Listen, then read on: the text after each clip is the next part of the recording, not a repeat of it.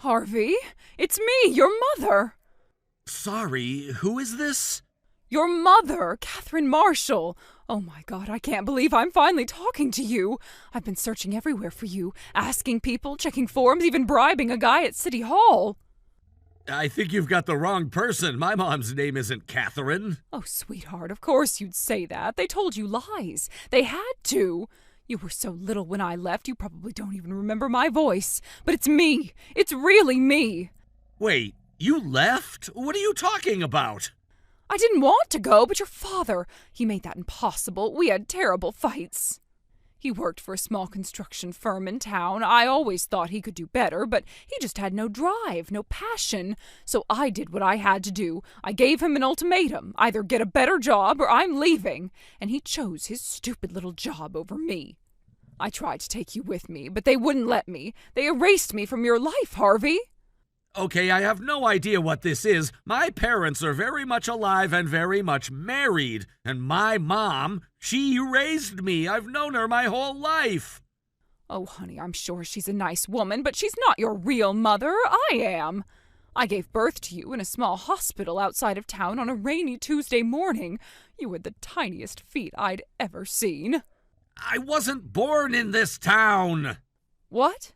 I was born in another state. We moved here when I was 3. No, you must be misremembering. Or maybe they forged the documents. It wouldn't be the first time a man tried to erase the mother of his child. And you're saying you are my real mother? Yes, I am. I'll never forget the day you were born. You have a birthmark on your right shoulder, don't you?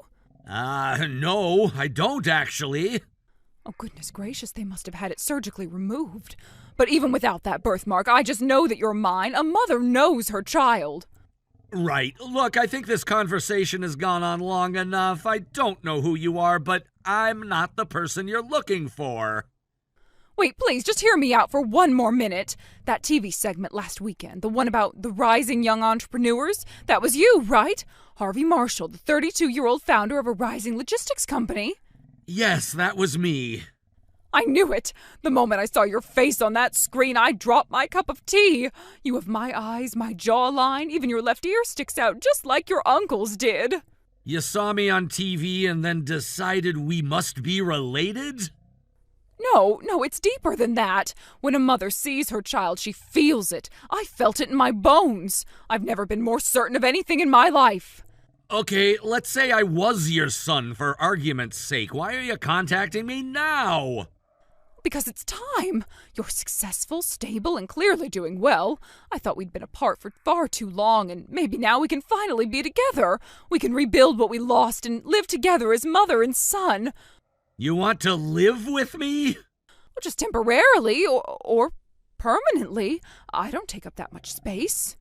I've always dreamed of having tea ready for you when you come home from work, and we could take walks together. Oh, and you could help me out just a little, financially. Ah, there it is. I'm not asking for a mansion, just enough to get by. I've had a rough life, Harvey. Rent is high, my knees are bad, and part-time jobs just don't cover everything anymore. How much exactly are you talking about? Well, I was thinking maybe around $2,000 per month. $3,000 if you're feeling generous. That's what a devoted son might offer, right? And if not monthly, I'd happily take a lump sum, say $20,000 per year. That would really help me get back on my feet. You do realize this is insane, right? You claim to be my mother out of nowhere, ask to move in with me, and then ask for 20 grand? I'm not asking, I'm just hoping you'll do the right thing for your mother. You're not my mother. My mother is the woman who raised me, the one who packed my school lunches and stayed up when I had a fever, the one who actually knows me. But that should have been me. I wanted to do all those things. Don't you want to know the truth, where you really came from? No, what I want is for you to stop contacting me. This is deeply inappropriate, and honestly, it's creepy. Please don't say that. Don't shut me out like this, not when we just found each other again. I'm gonna block you now. Goodbye. No, Harvey, don't do this. Please, baby, just listen. Harvey, it's me again, your mother. You've got to be kidding. You got a new phone number? I had no choice. You blocked me. Do you know how much that hurt? I am your mother, and you just cut me off like I meant nothing. You're not my mother, and getting a new number to harass me is not helping your case. It's not harassment. I'm reaching out because I love you. I've missed your whole life, Harvey. I never got to hold your hand on your first day of school or cheer you on at a soccer game. I lost everything.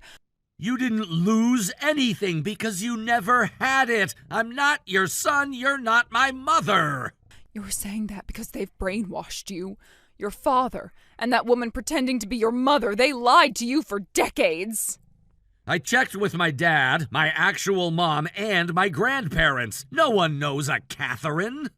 Of course they don't. They scrubbed me out of your life, don't you see? It was all a cover-up. They were afraid you'd find out the truth someday. You think my entire family has been running a secret conspiracy for 30 years just to keep me from you? Yes, because they knew you'd want to come back to me, that you'd see who really gave you life, and who deserves to be in it now. I also checked my birth certificate, hospital records, everything. There's no mystery. I'm the biological son of Gregory and Nancy Marshall. End of story. Birth certificates can be faked. People change names all the time. That woman probably had her name printed over mine. You don't know what your father is capable of. My parents are still married. They've been happily married for nearly 40 years. That's what they want you to believe, but deep down, don't you ever get a strange feeling that you don't belong? Like there's something that's been hidden from you for your entire life. Nope. Can't say that I've ever felt that way. You have to be my son. You just have to. I know your face, your eyes, that freckle under your eye. Your grandmother had the exact same one. I think you're confusing me with someone else, probably someone with a similar name. No, I'm not confused. You are. My name's not even that unique. Harvey is fairly common, and Marshall is one of the most common surnames in this state. You latched onto a name and built a story. Stop saying that! You don't understand what it's like to carry a child inside you and then lose him. I've searched for you for 20 years. You can't just tell me I'm wrong. I am telling you that because I've got the documents, the family, and the memories to prove it. And what do I have, huh? You think this is easy for me, watching you on TV, knowing how far you've come, while I'm stuck living in a tiny apartment working night shifts just to eat? You don't know me. You never did. But I should have. I was supposed to be there with you. Oh, for the love of... I'm done entertaining this. Wait, please, just let me explain. Let me prove it. Give me one more chance. So that's it? You're choosing them over me. I'm choosing reality over delusions. Goodbye. No, you can't leave me like this. I'm all alone, Harvey. You're the only person I have left. All right, tell you what. Give me 3 days, and then I'll message you again. There's something I want to look into. I don't understand. What's there to look into? But if you say so, I've waited 20 years to reunite with you. I suppose I can wait another 3 days. Hey, you free for a sec? For you? Always. What's up, TV star? Yeah, forgot to warn you that segment was airing. You think? I was drinking coffee and nearly spat it all over my laptop. 1 second I'm zoning out, and then bam, there's your face in a suit talking about warehouse logistics like you invented electricity.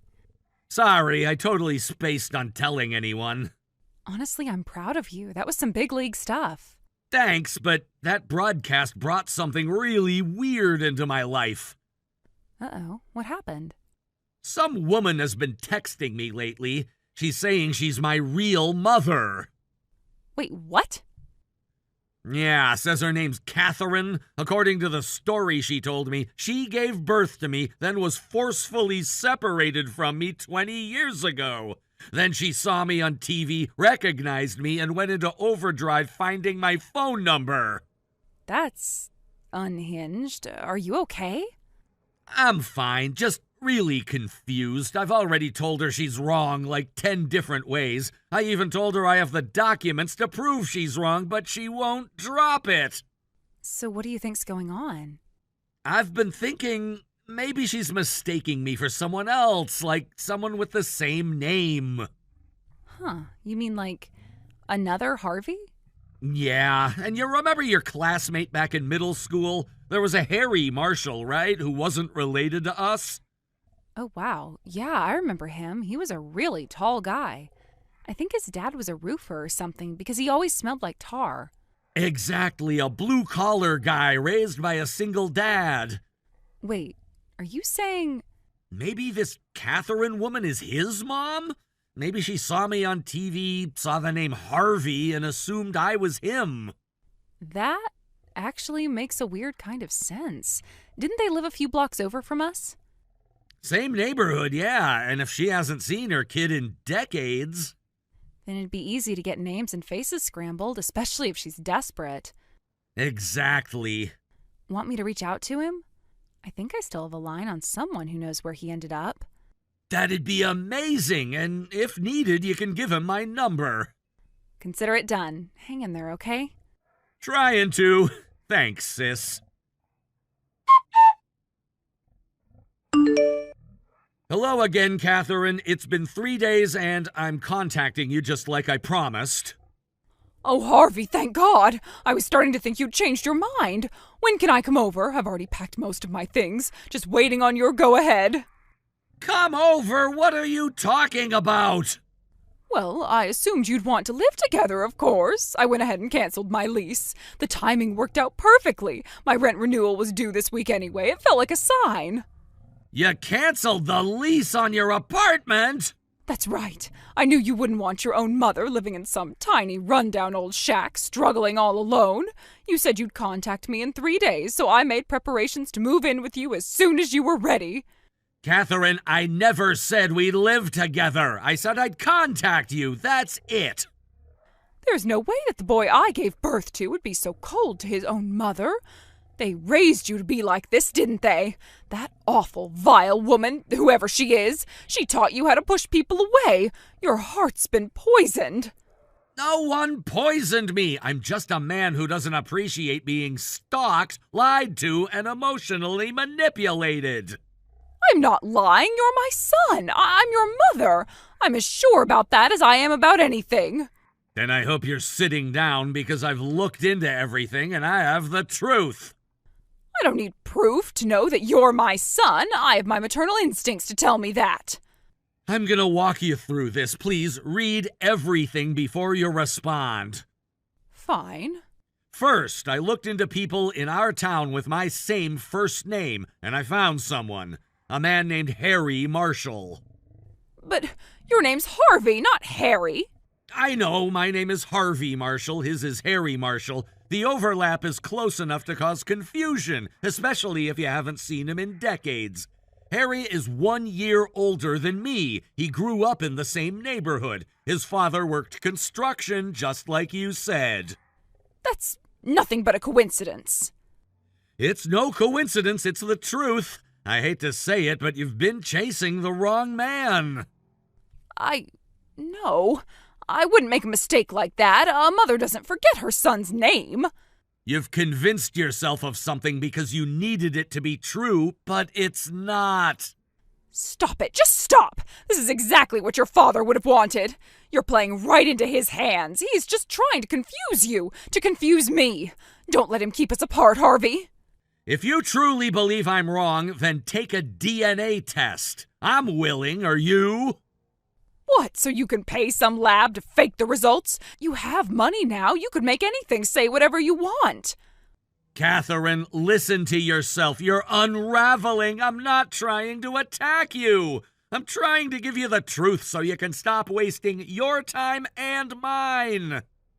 I'm not wrong. I can't be wrong. I saw you on TV. You looked exactly like the baby I lost. You even moved your hands the same way. They said you were rich and successful, making millions of dollars. That sounds just like my boy.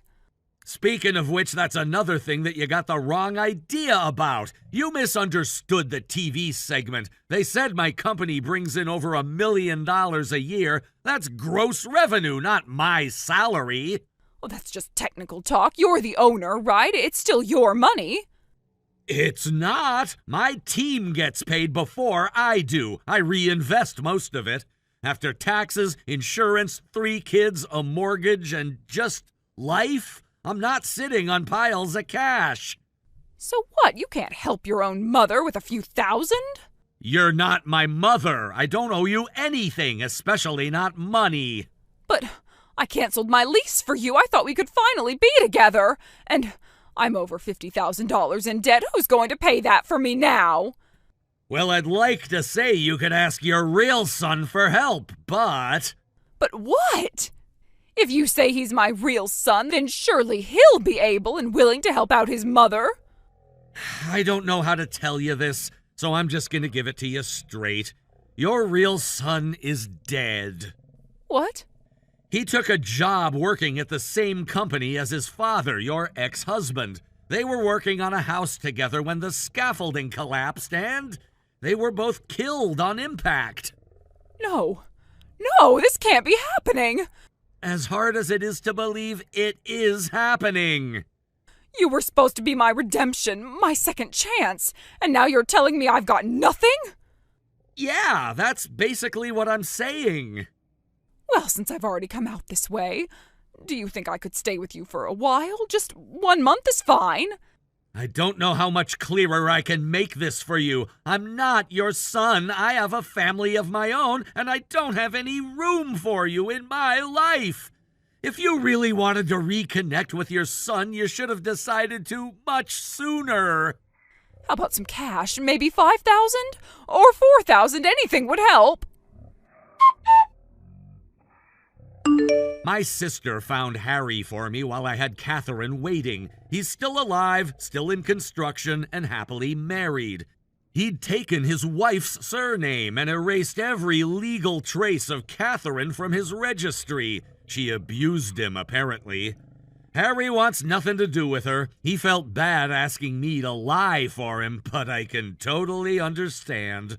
I wouldn't want a woman as crazy as her coming after me, either. I've heard on social media that there's a middle-aged woman sleeping in a park 2 towns over. She talks to herself mostly, but she'll call out to any men that walk by her and ask if their name is Harry. I'll bet even guys who are named Harry would just say no and keep on walking.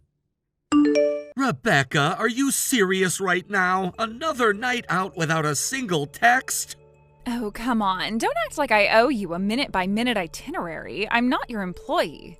No, you're supposed to be my wife. You disappear whenever it's inconvenient, and I'm supposed to just sit here and guess? Wow, just because I didn't text doesn't mean I'm some kind of criminal. I need a break. Ever heard of that?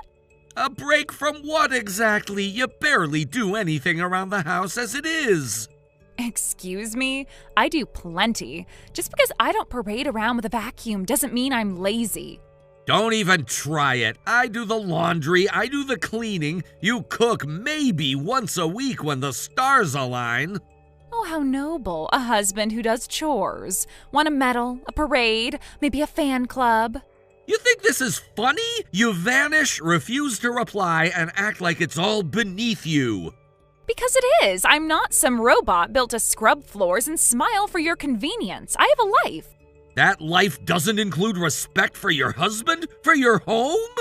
Respect goes both ways. And honestly, you lost my respect the moment you started nagging me like a desperate old man. Unbelievable. You know what? I've had it. This whole thing, this marriage, whatever it's supposed to be, it's a joke. Wow, dramatic much? Don't gaslight me. I've got every right to be angry. You come and go like some damn guest in a hotel. I expect you to act like a grown man, not a sulky teenager. You want honesty? Fine. Let's put all our cards on the table then. I know about your affair. Huh? Don't play dumb. I know you're cheating on me. Wow, you really went there. You thought I wouldn't find out? You thought your little vanishing acts and secret meetups wouldn't catch up with you? Okay, first of all, I didn't think you'd notice. You're usually too busy wiping down countertops and counting dust bunnies. So you admit it? I mean, yeah. Honestly, hiding it got boring. You want the truth? I'm with him right now. You're disgusting. Absolutely disgusting. Oh, please, spare me the wounded husband routine. You knew I was checked out ages ago. You're with him right now, and you still have the audacity to speak to me like that? Audacity? No, darling. That's called honesty. I'm just done pretending. I already know who he is. I've looked into him. I'm filing for divorce. Wow, look at you, taking initiative for once. I'm impressed. I'm serious. This is over. That's fine. I'd love nothing more than to be rid of you immediately, but I need you to give me 2 weeks. 2 weeks? Yeah, I've got a trip planned with him. Our flights and everything are all non-refundable, so let me enjoy it, then we can do the paperwork. Even in divorce, you're still thinking about no one but yourself. Unreal. Hey, at least I'm giving you a heads up this time, right? This is our marriage, Rebecca. This is our life. And you're treating it like it's some inconvenience between spa weekdays and adulterous weekends. Because that's exactly what it is. Don't worry, I'll be back in 2 weeks, all tanned and glowing, ready to sign whatever you want. Consider it my farewell gift. Don't you dare disappear on me again. Please, don't act like you have any power over me.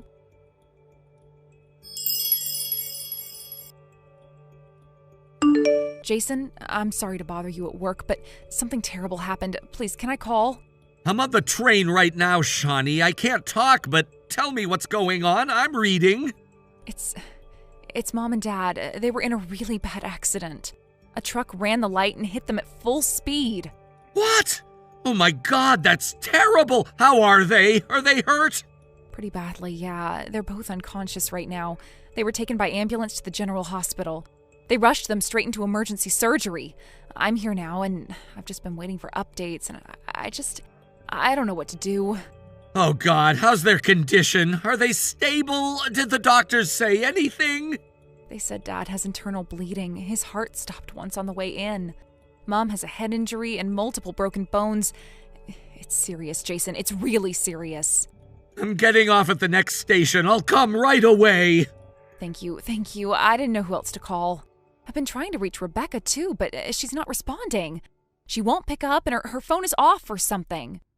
I know. It's off because she turned it off herself. She left this morning for a trip with her boyfriend. A trip with her what? You're kidding. I wish I were. I confronted her last night. She admitted everything. She said she needed a vacation. She said she'd be gone for 2 weeks. I hate to drop this bomb on you at a time like this, but it is what it is. But this is an emergency. Our parents might not make it through tonight. She has to come back. You could try messaging her again, but I wouldn't count on it. She made it very clear she didn't want to be contacted. I don't understand. What kind of person hears something like this and just keeps relaxing on a beach? The kind who doesn't see herself as part of this family anymore. I'm still going to try. Maybe she'll listen if it comes from me. Please tell me she'll at least read a message. I hope she does, but I honestly doubt she'll respond. She barely acknowledges me at this point. God, I can't believe this is happening. Why now? Why would she run off now of all times? Because she doesn't care. Or maybe she does, but not enough. I feel sick. I feel like I'm the only one trying to hold this family together, and it's all falling apart in my hands. You're not alone, Shawnee. I'm on my way. I'll be there as soon as I can. Okay. Well, I know it's selfish to ask this, but please hurry. I don't know how much longer I can sit here by myself.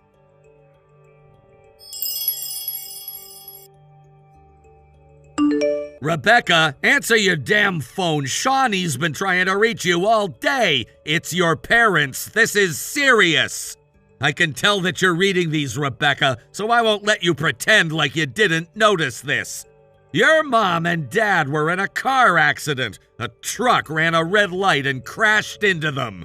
They were taken to the hospital in an ambulance. Shawnee's there right now with them. Please, Rebecca, for God's sake, say something. Answer me. This isn't about me. It's your family. Wow, clingy much. I open my phone to check my flight info and get bombarded with notifications like I'm some kind of celebrity. I'm literally at the airport gate, Jason. Do you expect me to cancel my trip just because you're feeling dramatic? Drama? This isn't drama. Your parents were rushed into emergency surgery. They're in critical condition and they might not survive the night. Okay, first of all, emergency surgery sounds scarier than it probably is. You people love overreacting.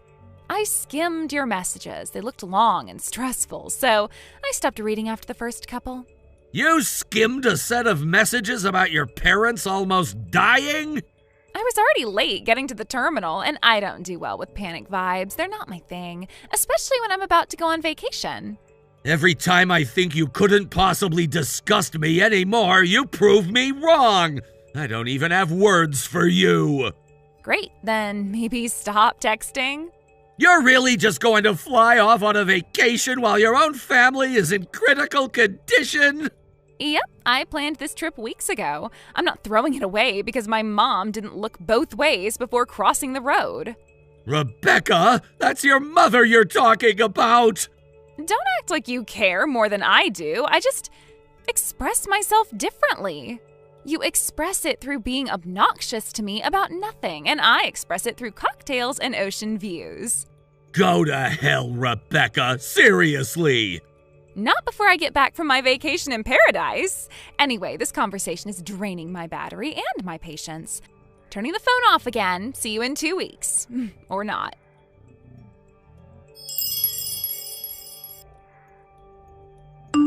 I'm back! I just touched down a few minutes ago. I'm still feeling sun-kissed and absolutely fabulous. Guam was everything I needed and more. Ocean views from the suite, room service every morning, and I finally got that full-body massage I've been dreaming about. This was the total reset that I've needed for ages. You'll love this. My boyfriend surprised me with a couple's parasailing session. And let's just say, we made the most of that ocean breeze. Oh, and one night he passed out early, so I ended up spending the night with this ridiculously hot bartender. Things might have gotten a little steamy. What happens in Guam, right? That's all you have to say? 2 weeks of silence, and this is what you come back with? Excuse me? You ignored every message, every call, even from Shawnee. Your parents were fighting for their lives, and you were out making steamy memories. Oh, for God's sake, I saw the message. I'm not blind. I read, the first few lines before we took off, remember? But honestly, it sounded kind of vague. Emergency surgery or whatever. You people love your panic language. They were in critical condition. Your father flatlined. Your mother had a brain bleed. We didn't know if they'd live through the night. And stressing from a beach resort would have changed that? No, I made a choice to focus on my mental health. Mental health? You were drinking cocktails and cheating on your boyfriend. All while cheating on me to begin with. This vacation was a cheatception. Self-care comes in many forms, Jason. Some of us actually know how to enjoy life. Besides, I picked up a few local snacks and those cute tourist t-shirts. I figured I'd swing by the hospital later, drop off some goodies. Don't bother. Why not? They're probably sick of hospital food. Something sweet could lift their spirits. Your parents are gone, Rebecca. What? Wait, what do you mean, gone? As in, they were discharged? As in, we'll talk about it later. For now, just get back here. Jason, what are you talking about? What happened to my parents? We'll talk about that after we talk about our divorce. Come on, you can't just drop a line like that and say, I'll tell you later. What's going on with my parents?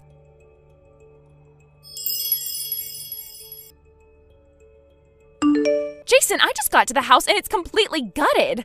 I looked through the windows, everything's gone. No furniture, kitchen stuff, curtains, nothing. What the hell is this? Where did it all go? I asked the neighbor and they said Shawnee came by and told them she was selling the place. Selling it? Are you kidding me? Why wasn't I told? That's my family's house. It's Shawnee's house. She's had it in her name since the renovation 2 years ago. Oh, spare me the legal crap. That's still my home. She had no right to pack up and vanish without saying a word.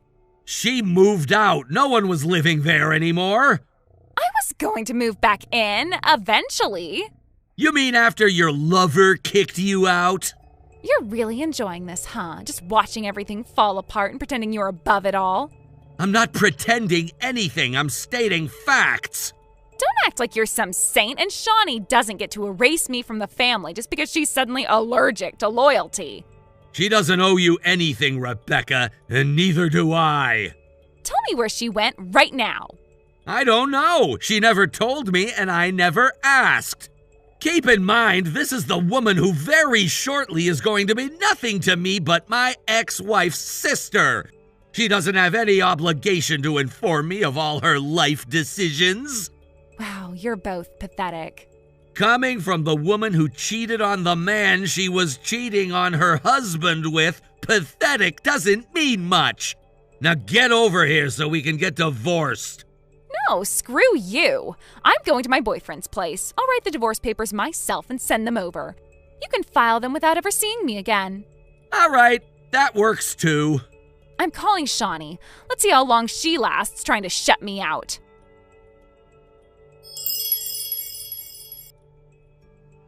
Shawnee, what the hell is going on? I just got to the house and it's completely empty. I'm talking bare walls, no lights, no furniture. It's like the place got sucked into a black hole.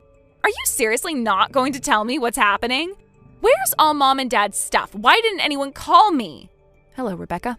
Oh, don't give me that hello, Rebecca. What is that supposed to mean? Is that how you talk to your sister now, after everything we've been through together? You don't get to pretend I'm just some random stranger. Everything we've been through together is exactly why I've come to this point. The point where I'm forced to say that I don't have a sister. Not anymore. Excuse me? Is this a joke? Are you actually playing the I don't know her game like we're in some high school drama? What am I then? Just some dead name on the family tree? Someone I used to know. Someone I can no longer recognize. Oh, give me a break. I go off the grid for 2 weeks and suddenly I've been erased from existence? You think that gives you the right to pack up and disappear like some ghost? Sell the house? What, was that supposed to punish me? You weren't off the grid, Rebecca. You were sipping mojitos in Guam and bragging about cheating with your boyfriend while our parents were hooked up to machines. Oh my God, are you still being dramatic about that? I skimmed the messages, all right, but you were vague. You didn't say it was life or death. I begged you to come back. Well, excuse me for needing a break from this toxic family. I needed space. That doesn't mean I stopped caring. You didn't care, not even a little. You ignored every message. And then you laughed about it. You sent photos of poolside cocktails while I was sitting in a hospital corridor, not knowing if Mom would wake up. Okay, you know what? I didn't ask for a guilt trip. I asked what happened to the house. You could have stayed. You could have waited until I got back. But no, you just took it all and vanished, like you couldn't wait to erase me. You were never planning to come back for our parents. You came back because your little fantasy collapsed. You got dumped. Excuse me? Who told you that? Jason did. He sent a letter to your boyfriend while you were still on vacation. He told him everything, that you were married, that you'd been lying to him from the start. The moment he got back and saw it, he kicked you out of his apartment. Isn't that right? Hey, I did not get kicked out of his house. I texted him just before I texted you and asked if I could stay with him. And, well, he told me he didn't want to see me anymore. But my personal matters are none of your business. Trying to crawl back to the family home is my business, especially when that house is in my name. You thought you'd just slide back in like nothing ever happened? I had nowhere else to go, okay? You think it's fun being abandoned? You think it's easy knowing everyone's talking behind your back and locking the damn doors? Why is everyone treating me like I'm worthless, like I don't matter at all? Maybe because that's how you treated the rest of us. We were just background noise to your little escape plan. You're seriously judging me right now? Like you're so perfect? Newsflash, you're not. You just sit around waiting for people to screw up so you can play Ice Queen and act above it all. No, Rebecca, I stayed. I showed up. I answered every call. I paid the bills. I handled the paperwork. I held Mom's hand while she was lying in a coma in her hospital room. Where were you? Don't do this. Just tell me one thing, please. When Jason said our parents were gone, what did he mean? Where are they? He meant exactly what he said. No, don't give me riddles, Shawnee. I need a real answer. Just tell me they're okay. Please, I can't take the silence anymore. Are they alive? You'll find out in time. For now, you can sit with the silence you gave the rest of us. You can't do this to me. I'm your sister. I already told you, Rebecca. Not anymore. You're not. You're really cutting me off. After everything we've been through, you can't even look me in the eye and tell me the truth. I don't owe you closure. Not after everything. I'm changing my number. You won't be able to reach me again. This is the last message you'll ever get from me. Wait! Shawnee, please, don't leave me like this. Goodbye, Rebecca.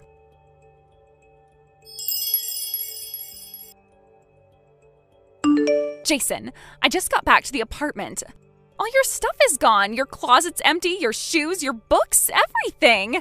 And on the table, you left the divorce papers. They're already signed, I see. You also left a business card for a lawyer? Were you even planning to talk to me? Or did you just move out in the middle of the night like a coward? Did you wait at all? You said we were going to talk. You said we were going to sort this out. I waited. I was ready to have the conversation. Right up until the moment I realized you had no intention of showing up. I've officially moved out. From now on, any communication about the divorce should go through my attorney. His contact info is on the card. Also, the lease ends at the end of the month. Good luck. That's it? That's seriously all you have to say? I broke up with him, okay? The guy is gone. I ended it. Doesn't that mean anything to you? Can't we at least try again? We were married, Jason. You don't just erase that like it's nothing. Jason? Please answer me. Just say something.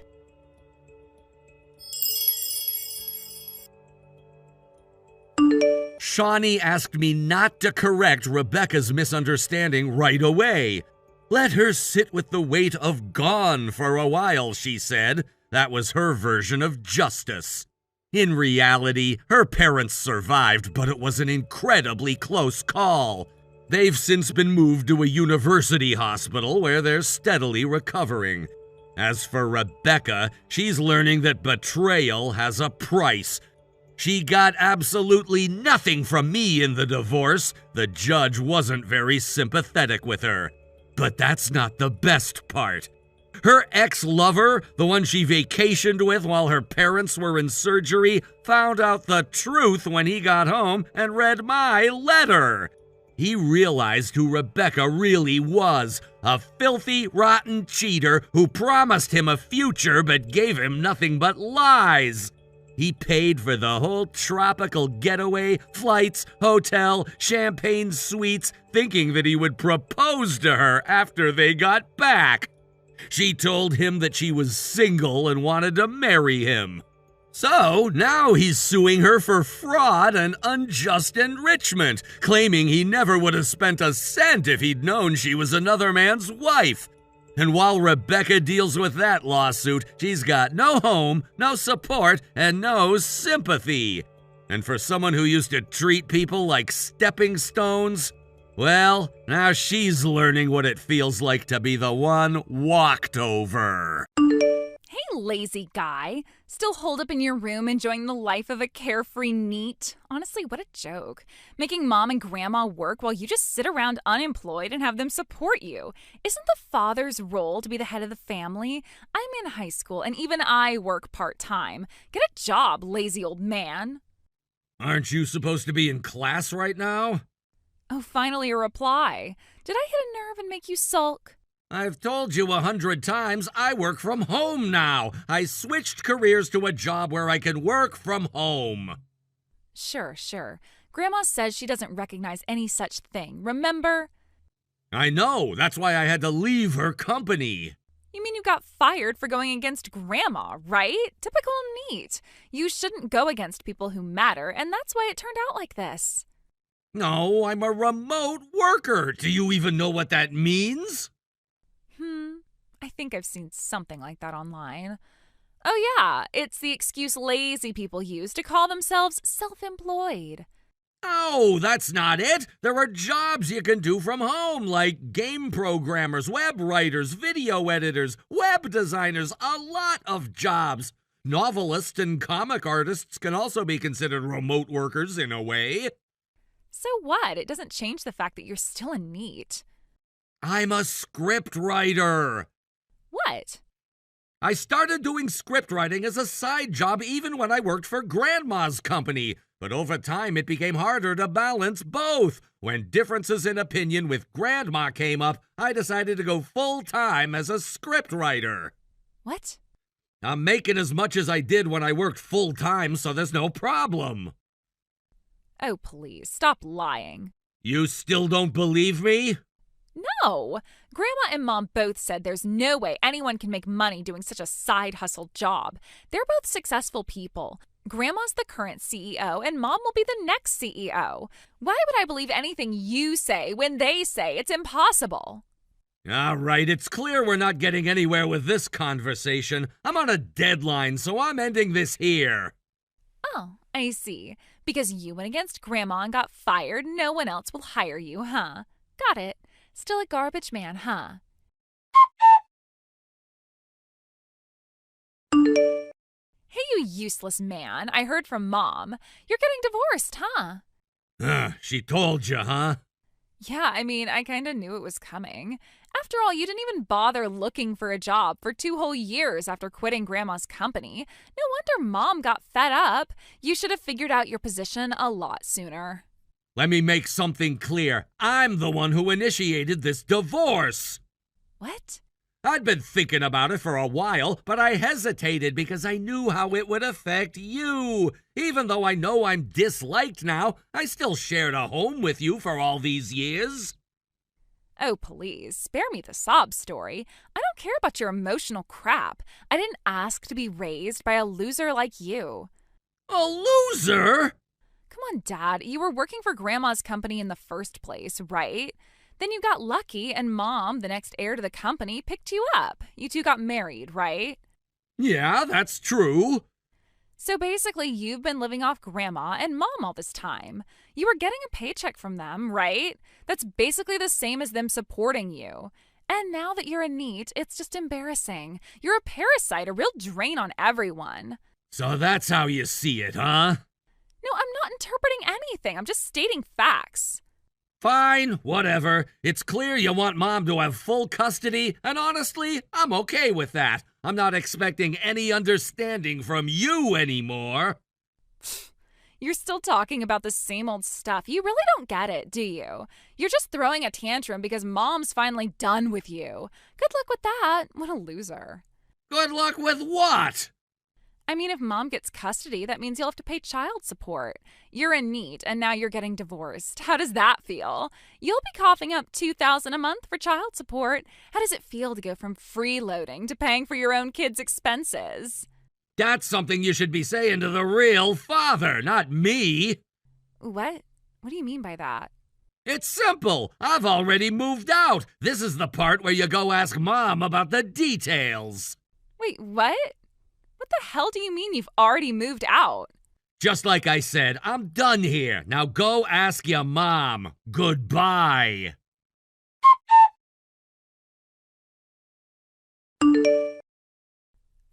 Hey, I need to ask you something.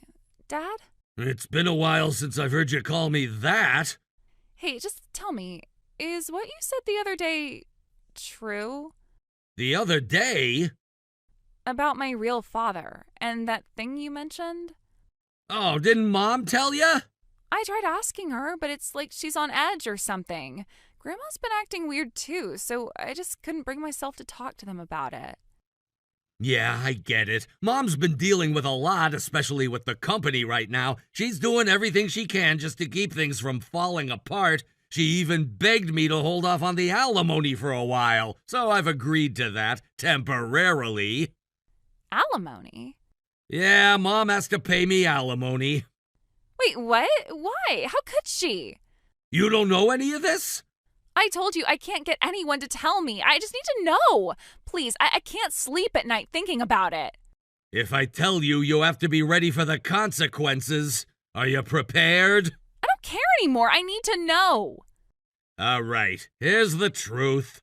You're not my biological daughter. What? I married your mom when you were 2. She was a single mom when I met her. I knew what I was getting into. So, you're not really my dad?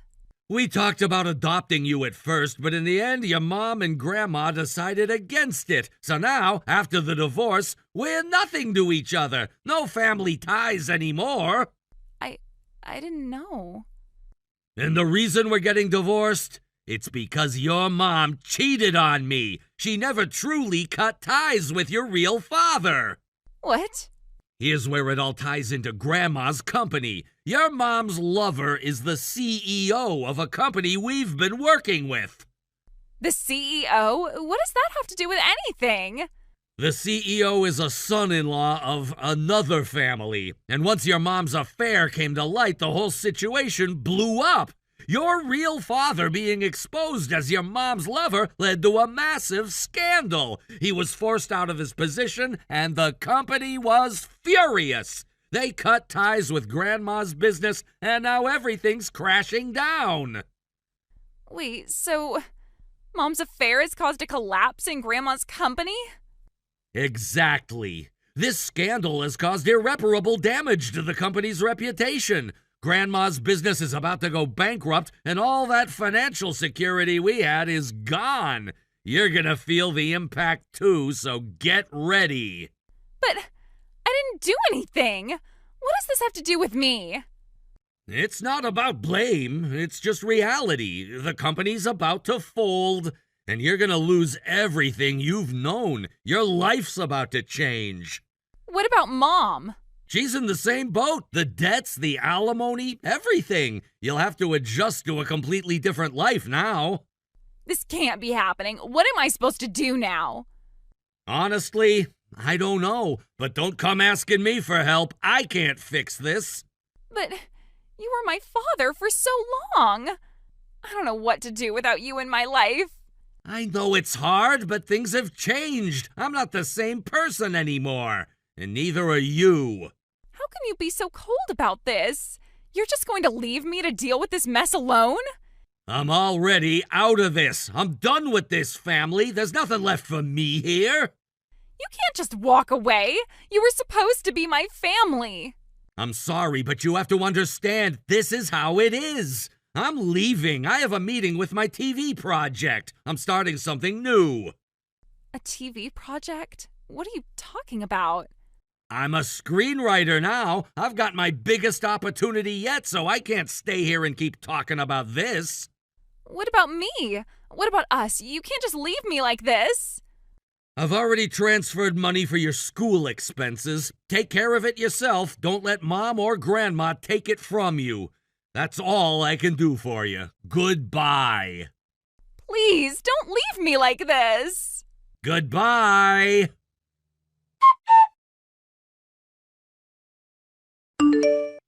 After everything that had happened, the calls from my ex-daughter kept coming, one after the other. It felt like they'd never stop.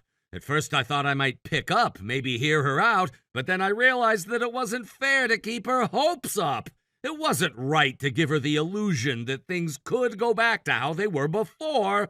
So I blocked her number. It was the only way to make sure she stopped contacting me.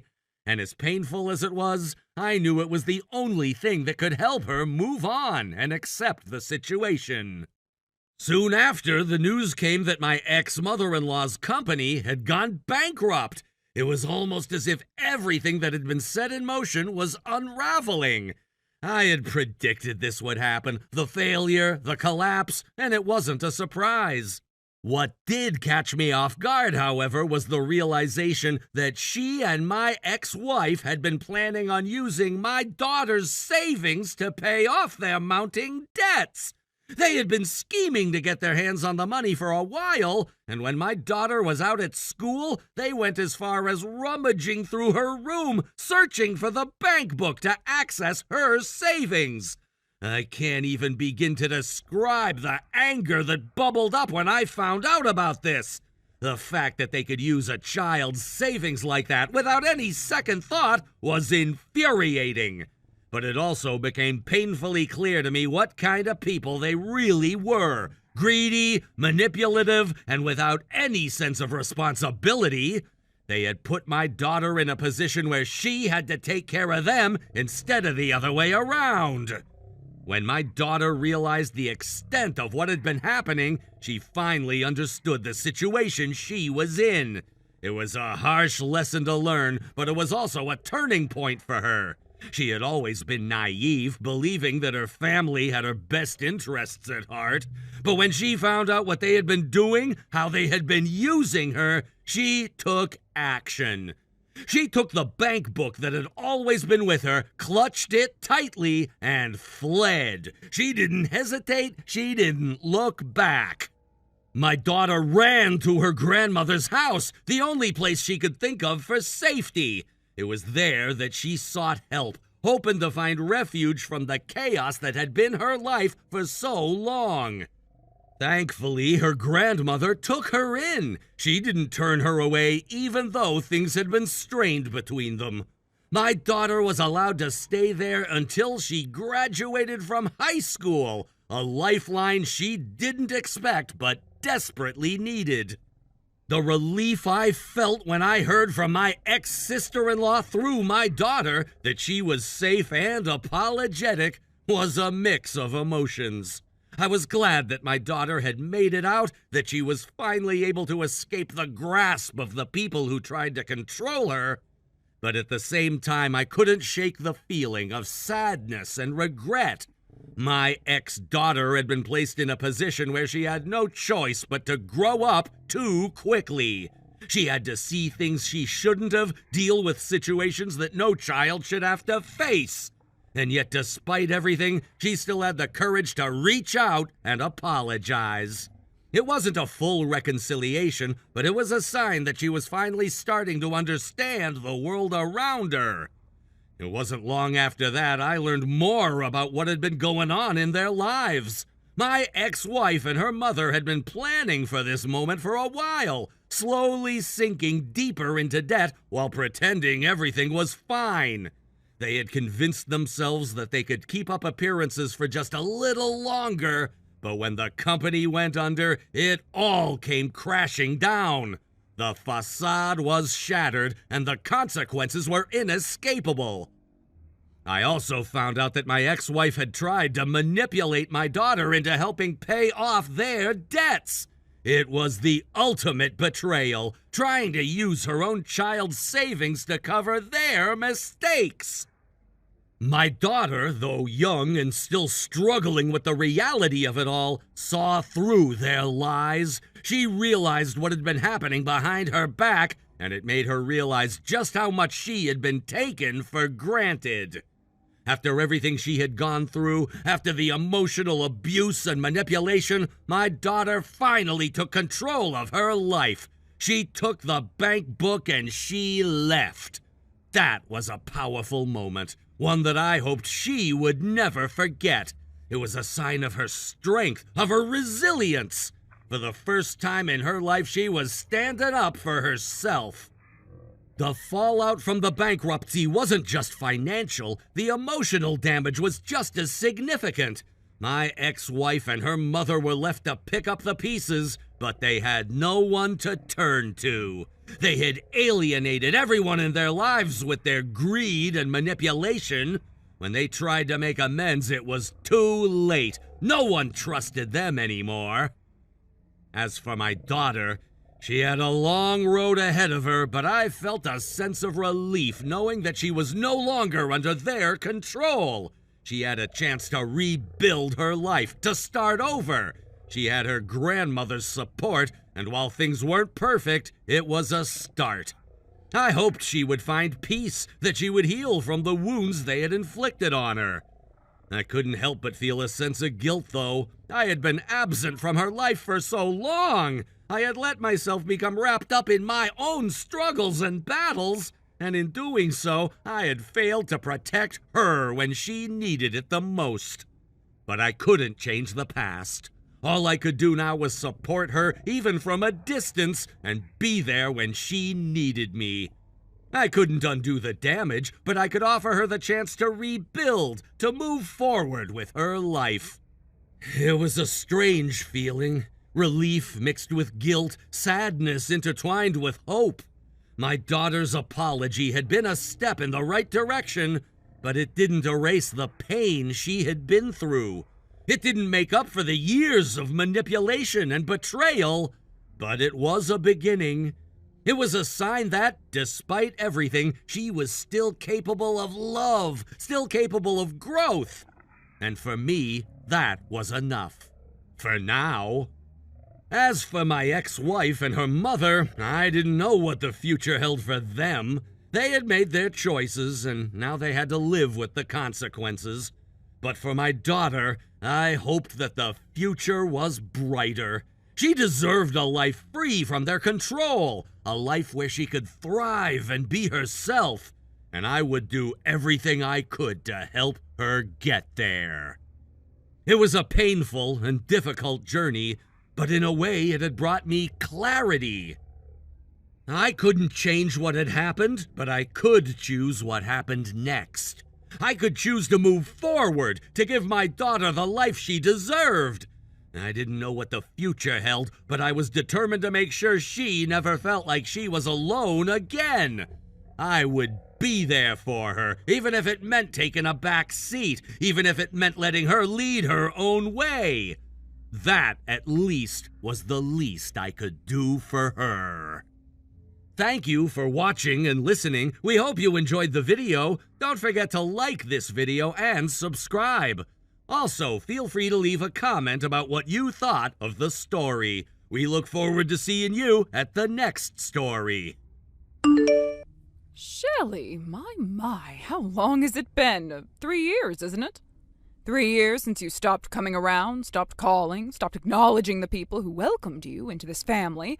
Not even a single message at Christmas, Thanksgiving, Easter, nothing. I'd say I'm shocked, but honestly, you were always a bit cold. Anyway, let's not dwell on the past. It's time we put all that behind us. Given what's happened, I think we can agree it's time for you to come home. Tucker needs someone, and despite everything you've done to him, that still means you. I trust you'll be moving in without any fuss, so tell me, when are you coming? Wow, I really didn't expect to get a message from you. Is something wrong? I just told you, didn't I? Tucker needs you. That's all that needs to be said.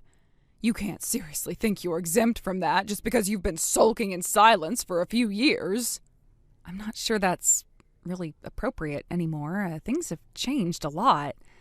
Pfft, what changed? You're still his wife, aren't you? What does it matter if you've been keeping your distance? A real wife comes back when her husband is in need. I think you might be misunderstanding the situation. The way things are now, I'm really not the person for that role anymore. You're deflecting, that's all this is. You think just because you dropped off the radar, you're somehow off the hook? Oh, please. You made a commitment. You don't get to walk away from that just because it's inconvenient. I'm not walking away from anything. I did that already, years ago. Oh, stop being dramatic. What matters now is that you do the right thing. This isn't about feelings, it's about duty. Tucker can't be left alone like this. You have a responsibility whether you like it or not. If that's really what you believe, then maybe we're not having the same conversation. You know, the fact that you've gone this long without checking in is honestly shameful considering everything Tucker has been through lately. But I suppose you wouldn't know, would you? What are you talking about? What happened?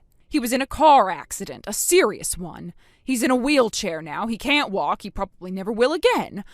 Wait, what? Are you serious? I'm completely serious. He was hospitalized for weeks. He had surgery, physical therapy, the whole ordeal. And now he's trying to adjust to a completely different life. Meanwhile, you've been who knows where, doing who knows what. Not even a text. Not even a single visit. Wow, this is the first I'm hearing of any of that. And why do you think that is? Because Tucker didn't want to trouble you, even now, after everything. He was trying to protect you.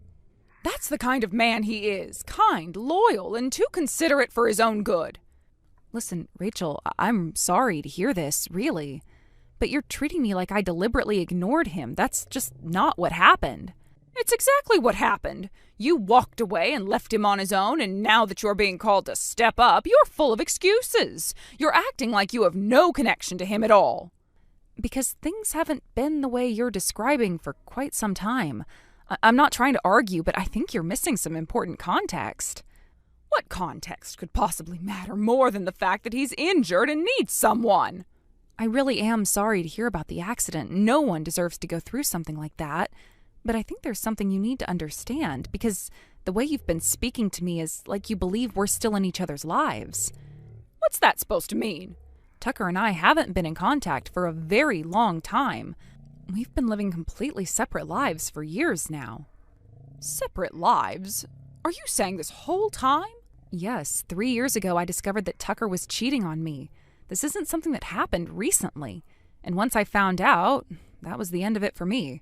I didn't want to stay in a marriage built on lies, so we got divorced. 3 years ago? Oh, that can't be right. Maybe not to you, but that doesn't change the timeline. After we split, Tucker remarried to the woman he'd been having his affair with. I'm not making this up. What? That's impossible. He never mentioned any of that to me. Not one word. I believe that. He probably didn't want to face the conversation. But that doesn't mean it didn't happen. We divorced, he moved on, and so did I. That's the reality.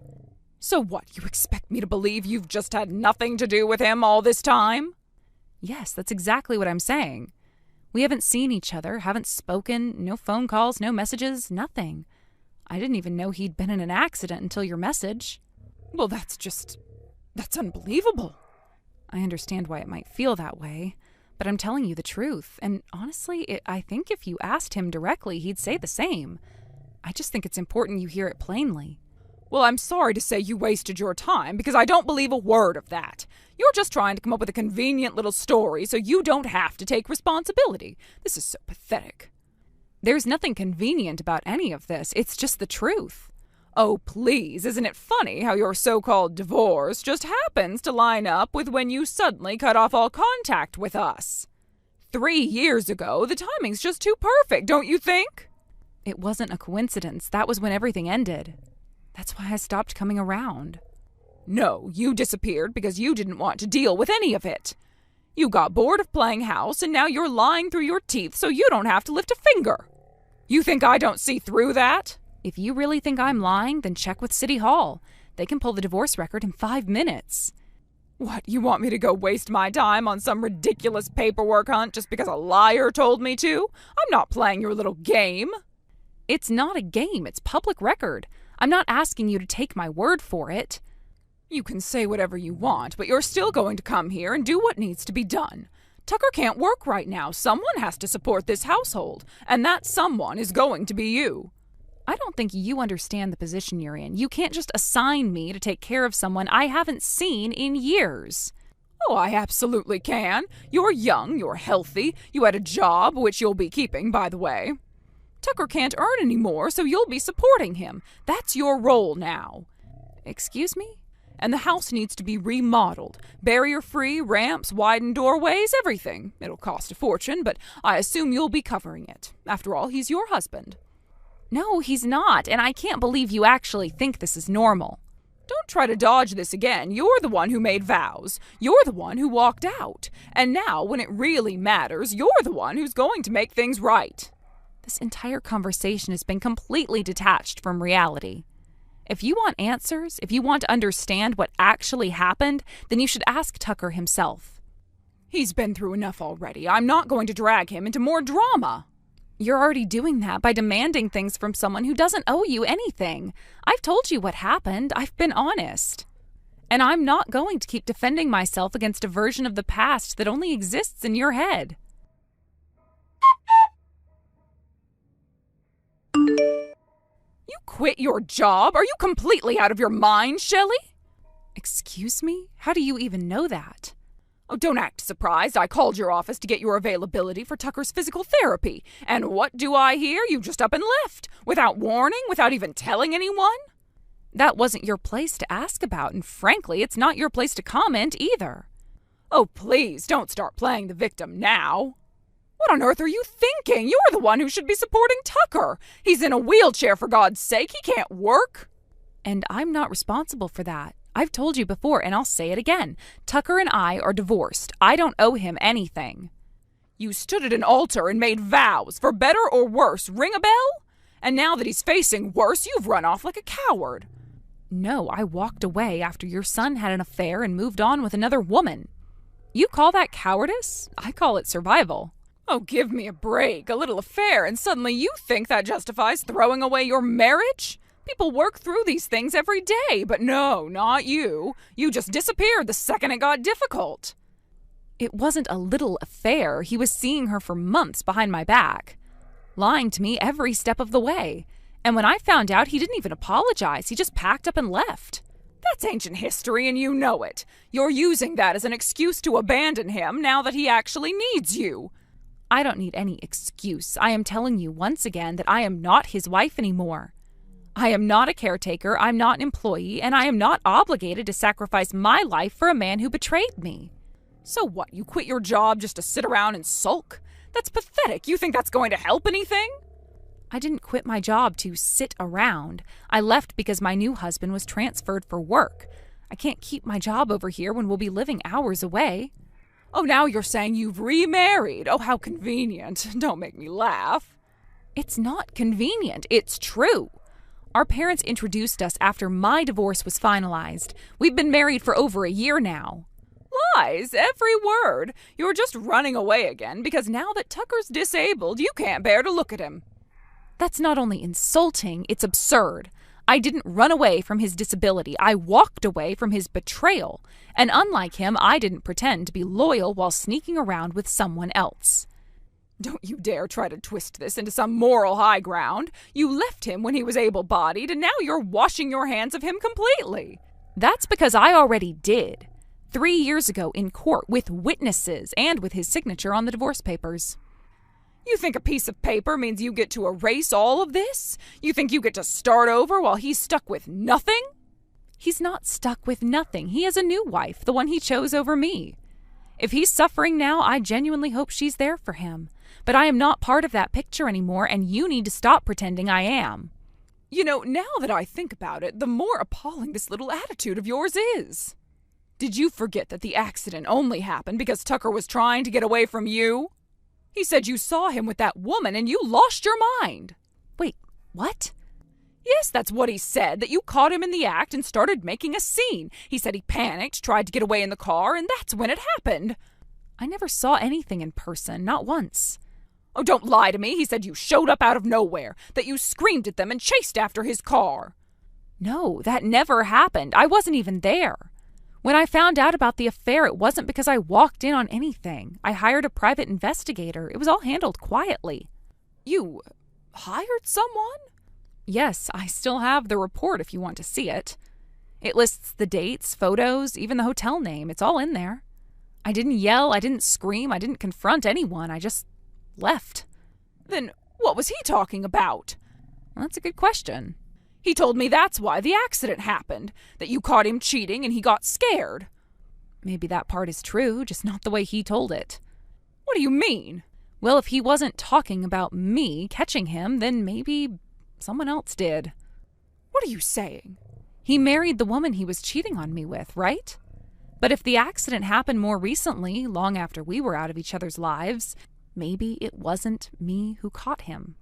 Maybe it was someone else. No, he wouldn't. He's already got a second chance. He wouldn't be that stupid. Wouldn't he? But he looked me in the eye. He said it was all in the past. He said you were the reason he was miserable, that everything fell apart because of you. And you believed him. If he was lying about that, what else would he have been lying about? I think it's time you spoke to Tucker directly, because I've explained everything I can. But if you keep contacting me like this, demanding things I have no obligation to provide, I'll have no choice but to protect myself. I'm not saying that to scare you. I'm saying it because I'm done being dragged into something I walked away from years ago. If this continues, I'll speak to a lawyer. Consider this your final warning. Let me know if you'd like a short follow-up from Rachel or a legal consequence scene to close the loop. I spoke to Tucker. He finally told me what really happened. I see. So he admitted it? Yes, the affair, the lies, all of it. He said he was ashamed. That's why he made it sound like you just walked away from your duties. That tracks. He never wanted to take responsibility when it counted. He also told me about the remarriage. I had no idea he married that woman. He said he thought I'd be angry, so he just kept it from everyone. I figured he wouldn't have the courage to explain that part. And the accident. It happened when he was with someone else. It wasn't even his wife. It turns out one of his mistresses caught him with another mistress. So he repeated the same mistake. That's awful. It is. I still can't believe it. But at least I finally know the truth now. And I suppose I owe you an apology for everything I said. I appreciate that. Thank you for letting me know. Actually, there's something else I wanted to say. A sort of proposal, if you will. A proposal? Now that things are finally out in the open, maybe this is a chance to turn over a new leaf. Tucker is single again, and you work from home now, don't you? You're in the perfect position to care for him properly. Wait, are you seriously suggesting... Why not? You two were married once before. It's not like the love just disappears. Besides, your current marriage was just out of obligation, correct? You said your parents introduced you. Those arrangements never run that deep. It's not like you fell in love.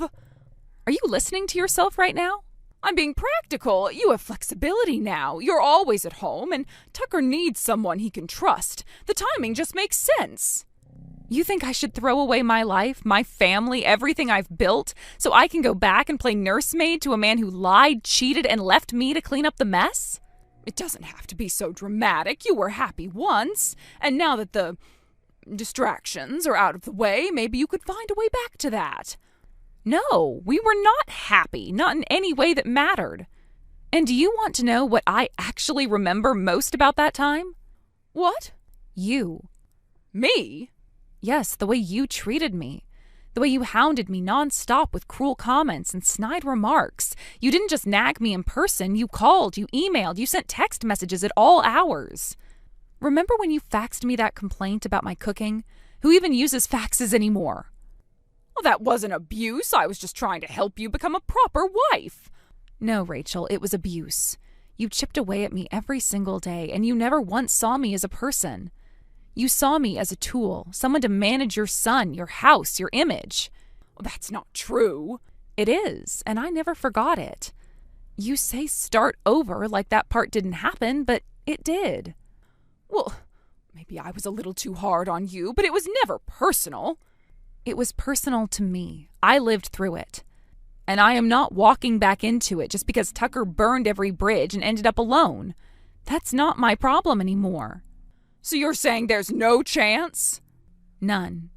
I have zero intention of divorcing my husband. He's kind. He respects me. He's the reason I'm doing well now. But this conversation is over. A few weeks later, a letter arrived at my parents' house. You guessed it, it was from her. It was carefully worded, filled with phrases like, just keeping in touch and hoping you're well. But buried between the lines was the real message. Tucker had found out she contacted me behind his back, and he was livid. Their relationship apparently had collapsed. He's stuck in the family home, too broke to move out after paying alimony from his latest affair. He works from home now, but the place isn't even wheelchair accessible. The letter was just a thinly veiled plea for sympathy, for help, and maybe even for money. I handed it to my mother, shrugged, and said to toss it in the trash. And just like that, the last string tying me to that part of my life was finally gone. Thank you for watching. Please subscribe and hit the like button. See you next time.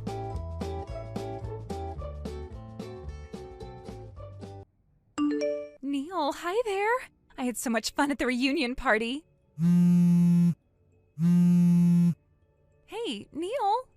Are you not there? Hello? Oh, come on, give me a reply.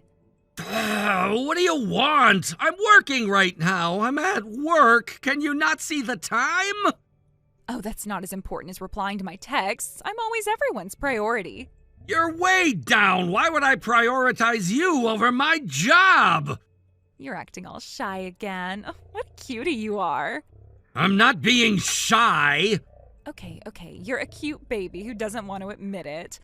You used to be so nerdy back then, but look at you now, all handsome and cool. Who expected you to change so dramatically? I know it was all for me. Thanks. Hey, let's meet after work. I know you miss me. I'm on a business trip. Oops, my bad. What a pity. Then I'll talk about something more fun. You must be stressed with work. What should we do for Christmas together? What are you talking about? Why are you asking me that? Oh my, are you trying to make me say it, you little pookie? I'm asking you out for Christmas. Let's go on a date and spend some time with just the two of us. No thanks, I'll pass. Why is that? You're saying no to me? I'm spending Christmas with my family. Oh, right. I get it now. You've been single all these years, so your only choice was to spend Christmas with your family. Oh, Neil, you don't have to do that anymore. My poor Pookie. How sad. Ha! That's nonsense! Hear me out. We're both grown-ups now. You have to understand that Christmas is actually for lovers to spend time together. It's basically an event made for lovers. I don't think it's an event dedicated to just lovers. Do you even know the history of Christmas? You say that just because you've only experienced Christmas without a girlfriend. It's time for you to experience something new. This year, I'll teach you the correct way to spend Christmas from 1 to 10. A private lesson just for you. So there's nothing to worry about. You're disgusting! Huh?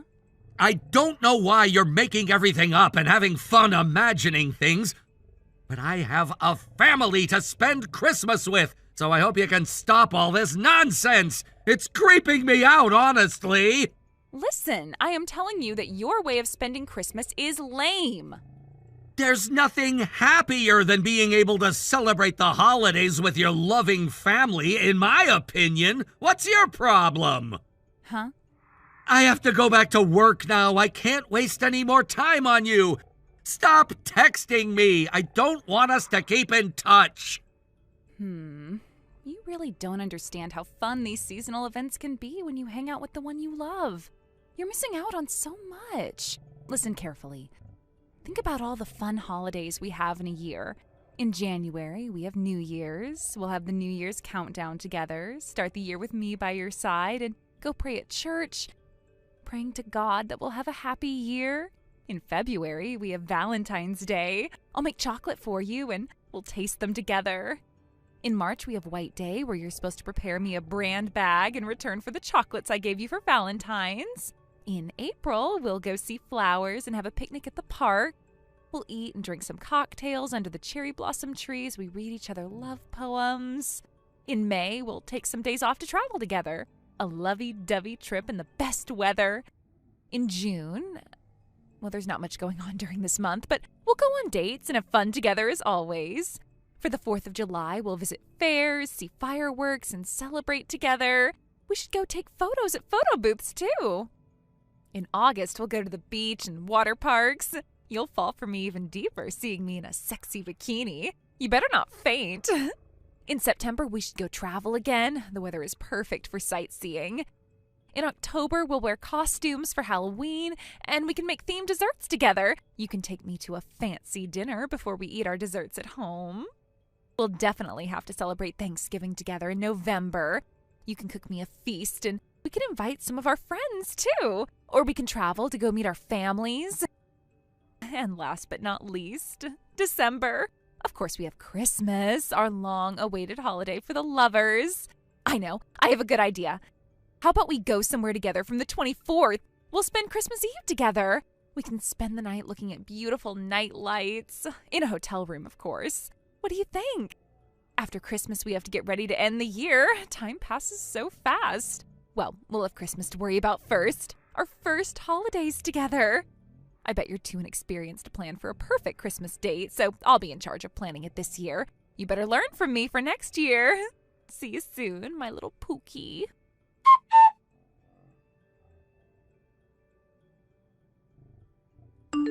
Hey, Neil. Mr. Sanders, hello. Is there anything I can help you with? It's out of work hours. I assume you have something very urgent to tell me. Don't tell me. You're cheating on your girl. I didn't know you were that type of guy. What? I saw you walking with another girl today. Oh, I didn't know you were watching. You're always with that girl every Friday. I know more than you think.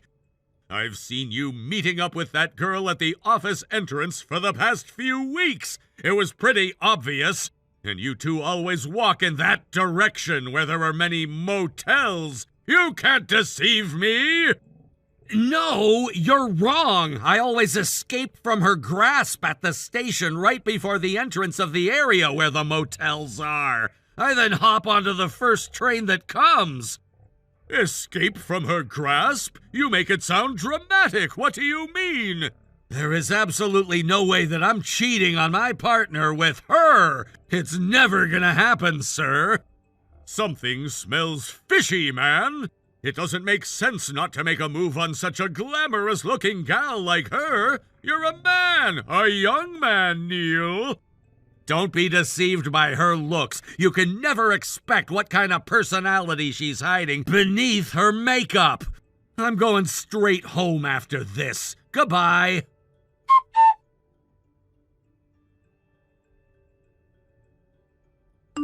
Oh, my Pookie, my Neil. You don't have to act so shy. I know it's been a while since we started flirting. I know we promised to become one, both emotionally and physically, on Christmas Eve. But I don't mind doing so before Christmas. We don't have to follow what we decided days ago. I'm sure we'll spend a dreamy night together on Christmas Eve, whether that's our first time or not. And it's not like I can visit you every single day.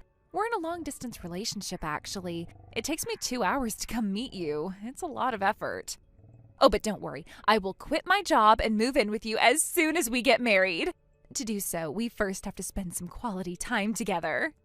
I've had enough. Stop all this nonsense. The reason why I hopped onto the train running away from you is because I don't intend to be in that kind of relationship with you. I can't be any clearer than this. How come you still don't understand that I'm trying to escape you? I don't want you near me! I see.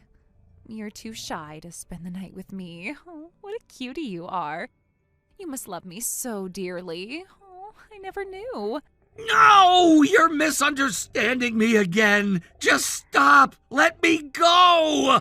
You don't have to act so shy. It's a bit sad that I won't be able to get any intimate with you for so many weeks, but I'll endure it just for you. I'll see you again next Friday. Miss you already, my Pookie.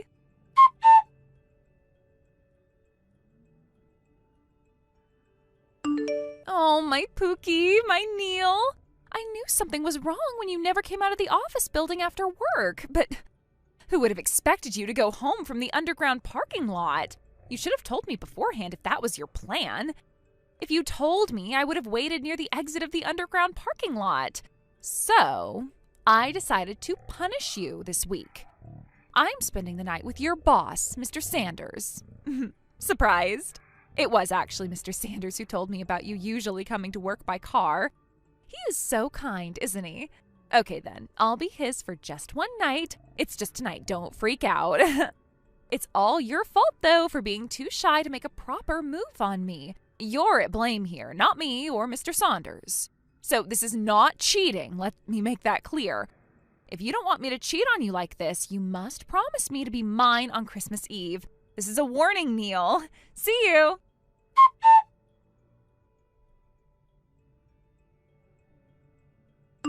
Hey, Neil, what a great morning, huh? I think Lana has already told you about what happened last night between us. I guess your girlfriend is mine now. Sorry, man, she was just too irresistible. Good morning, Mr. Sanders. It looks like you had a great night yesterday. I just saw the texts Lana sent me yesterday. I see you and Lana. I didn't know this would happen so fast. So, as you know, your girlfriend is mine now. It seems like her heart is still with you, but it should be a matter of time until she completely falls for me. I've decided to let her stay at my place until Christmas Eve. I heard she's been traveling a long distance just for you. Until then, Lana and I will be spending the night together every day. You might be stupid, but you should be able to understand what I mean by that.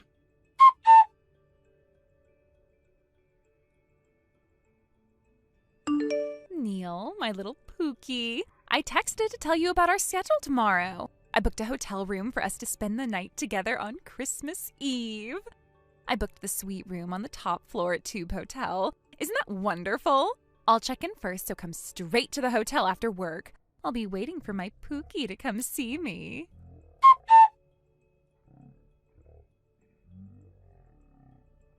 Neil, I think it's around time for you to get off work. I am tired of waiting. I couldn't wait any longer, so I took a shower first. You might be inexperienced, but I bet you know what this means. We're finally becoming one. It was a long wait. I'll be waiting for you to come one last time.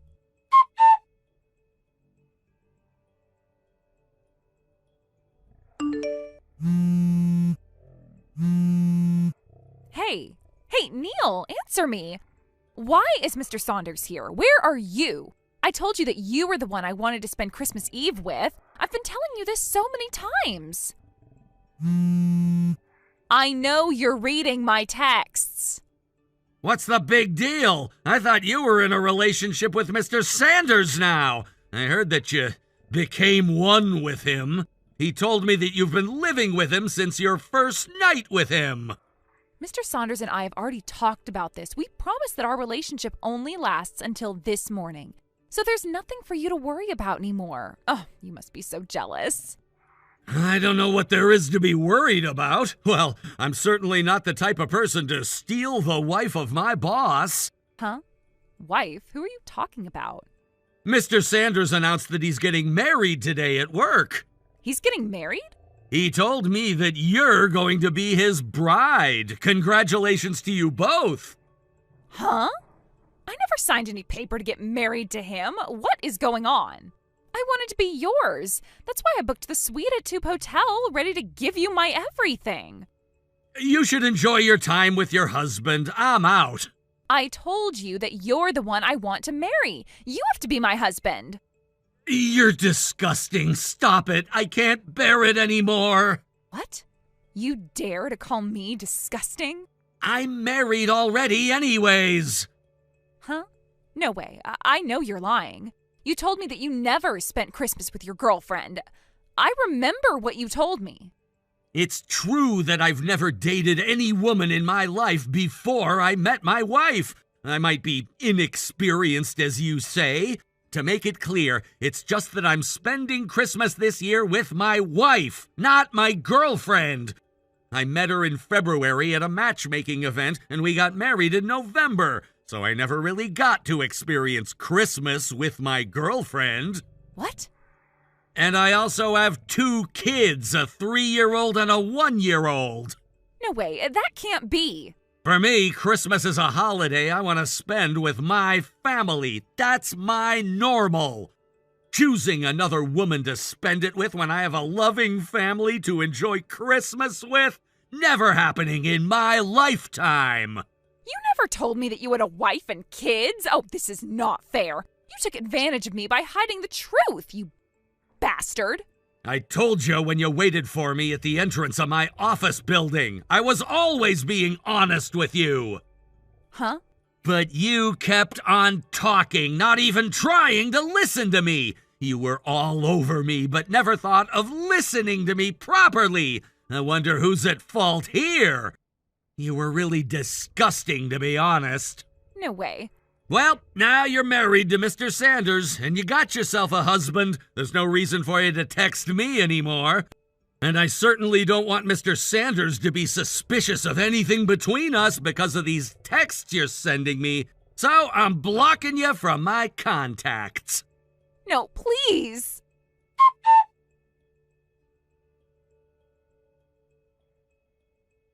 Mr. Sanders is my boss, so he does make more money than me. I think that his age being closer to her father bothers Lana the most. But it seems like Mr. Sanders is crazy over his newlywed wife who's gleaming with youth. While Lana was in a trance out of shock, he quickly arranged a meeting with her parents and told them about their marriage. By the beginning of next year, she had already moved in with him at his parents' house, so things were going very quickly.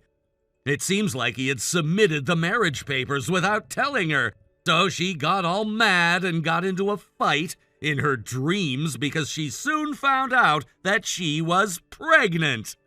They look like a happy couple on the outside, but Lana had to deal with his problematic parents and Mr. Sanders, who already had 4 divorces, which definitely tells about his problematic nature. People have spotted Lana looking gaunt and tired of life around her neighborhood. Thank you for watching. Please subscribe and hit the like button. See you next time.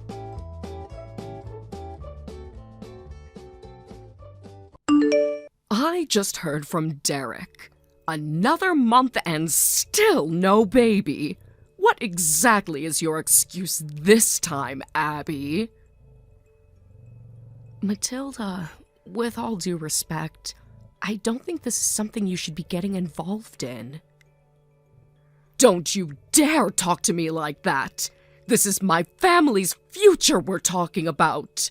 Those would be my grandchildren you're failing to produce! We want children too, Matilda. Sometimes these things just take time. It's not something we can control. 4 years, Abby! 4 years since you married my son and still nothing! How much more time do you need?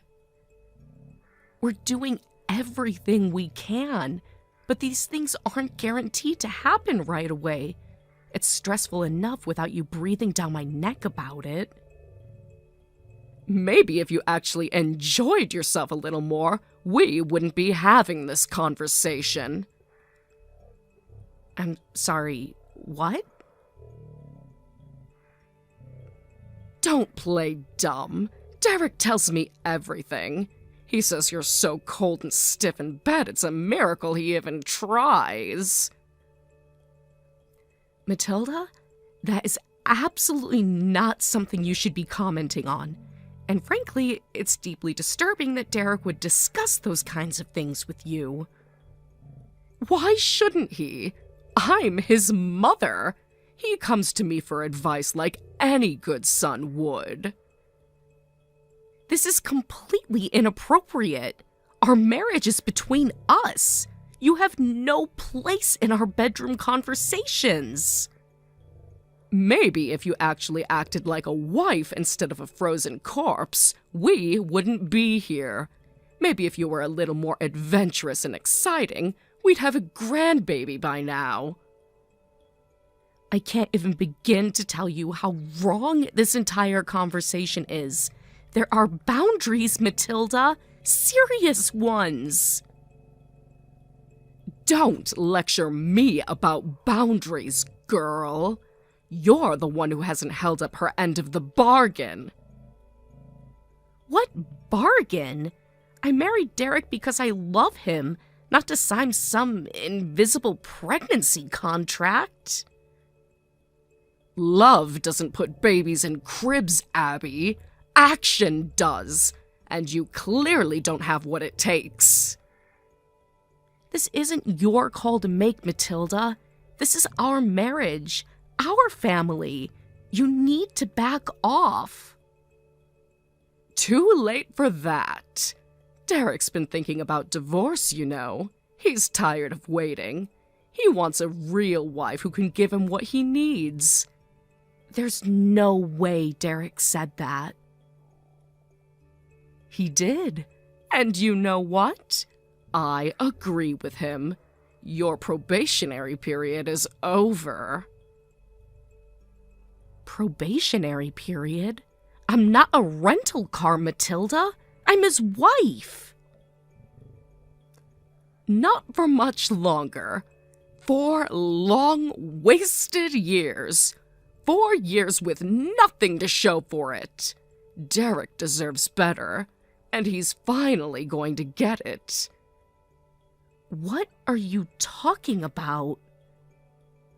Calm down. They haven't met yet. No affair or anything shady. I'm not like that. Then what are you talking about? I found someone for him.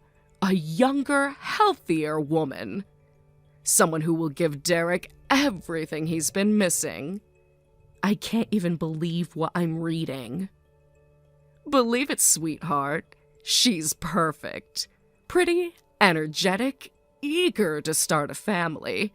She'll give Derek children the way a proper wife should. You're disgusting. I don't even have words for how wrong this is. Don't get mad at me because you failed. You had your shot. You blew it. I'm not having this conversation with you anymore. I'm going to talk to Derek. We're going to have a real conversation without you inserting yourself into our marriage. You do that. But don't be surprised when he tells you the same thing I did. He's ready to move on, and so am I.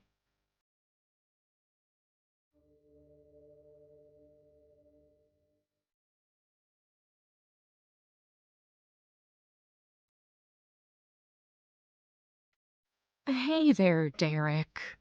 I just got done with a very interesting conversation with your mother. Want to guess what she decided to share with me? Why are you so upset? She just cares about us, that's all. She knows intimate details about our sex life, Derek. How could you possibly think that's normal? She asked me how our relationship was doing. What was I supposed to do? Lie to my own mother? Yes, Derek. That's exactly what you were supposed to do. Or better yet, you should have told her it was none of her business, like any normal husband would. Honestly, how could you allow your mom to be so nosy? Don't talk about my mom like that. She was just trying to help. Help? Do you hear yourself right now? There are boundaries, Derek. Your mother has no business knowing what happens in our bedroom. You're the one making this into a big deal. If you weren't so negative all the time, maybe you'd have a better relationship with her. Unbelievable. You really think this is my fault?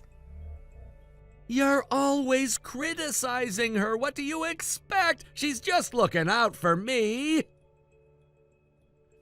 Okay, so that's not gonna do it for you, huh? All right, I've got plenty more to talk to you about. Let's move on to round 2. Care to explain why she thinks you want to divorce me? Look, what do you expect me to do? You still haven't gotten pregnant, Abby. We've been trying for 4 years. So that's it? Because I haven't given you a baby on your mother's schedule, you want a divorce? It's not just that. You never even try to make things exciting. Maybe if you'd wear the costume I asked you to wear, things would be better. Are you serious right now? You think fertility issues are solved by dressing up like a French maid? My mom said it might help. You never even consider trying what she suggests. Oh my God. You're a full-grown man taking sex advice from your mother.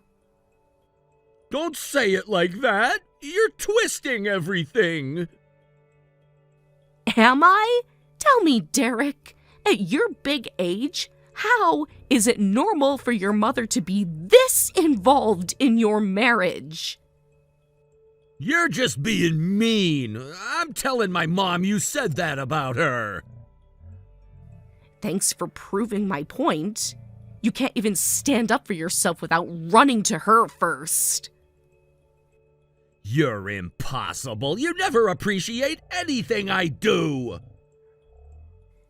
You never do anything without her approval. Maybe if you respected her more, things wouldn't be this way. Maybe if you respected me more, we wouldn't be having this conversation at all. Whatever. You're just bitter because you can't do the one thing a wife's supposed to do. Oh, you mean get pregnant on demand like a prized cow? Grow up, Derek. If you're not gonna give me a baby and you're just gonna keep being a jerk to me and my mom, then yeah, maybe I do want a divorce. Good. At least now you're finally saying it out loud. Don't act all righteous. You brought this on yourself. No, Derek. You and your mother brought this on yourselves. I spent 4 years trying to build a real marriage with you. But it turns out I wasn't married to a man. I was married to a little boy who still needed his mommy to tell him what to do. Stop it! You're being so unfair. You think this is unfair? What's unfair is the way you let your mother humiliate me. What's unfair is the way you chose her over me every single time. She just wants what's best for me.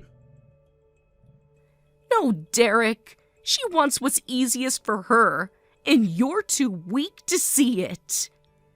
I'm not weak. I'm just loyal. Loyal to her, maybe, but never to me, your wife. You're twisting everything. You're making me sound like some kind of monster.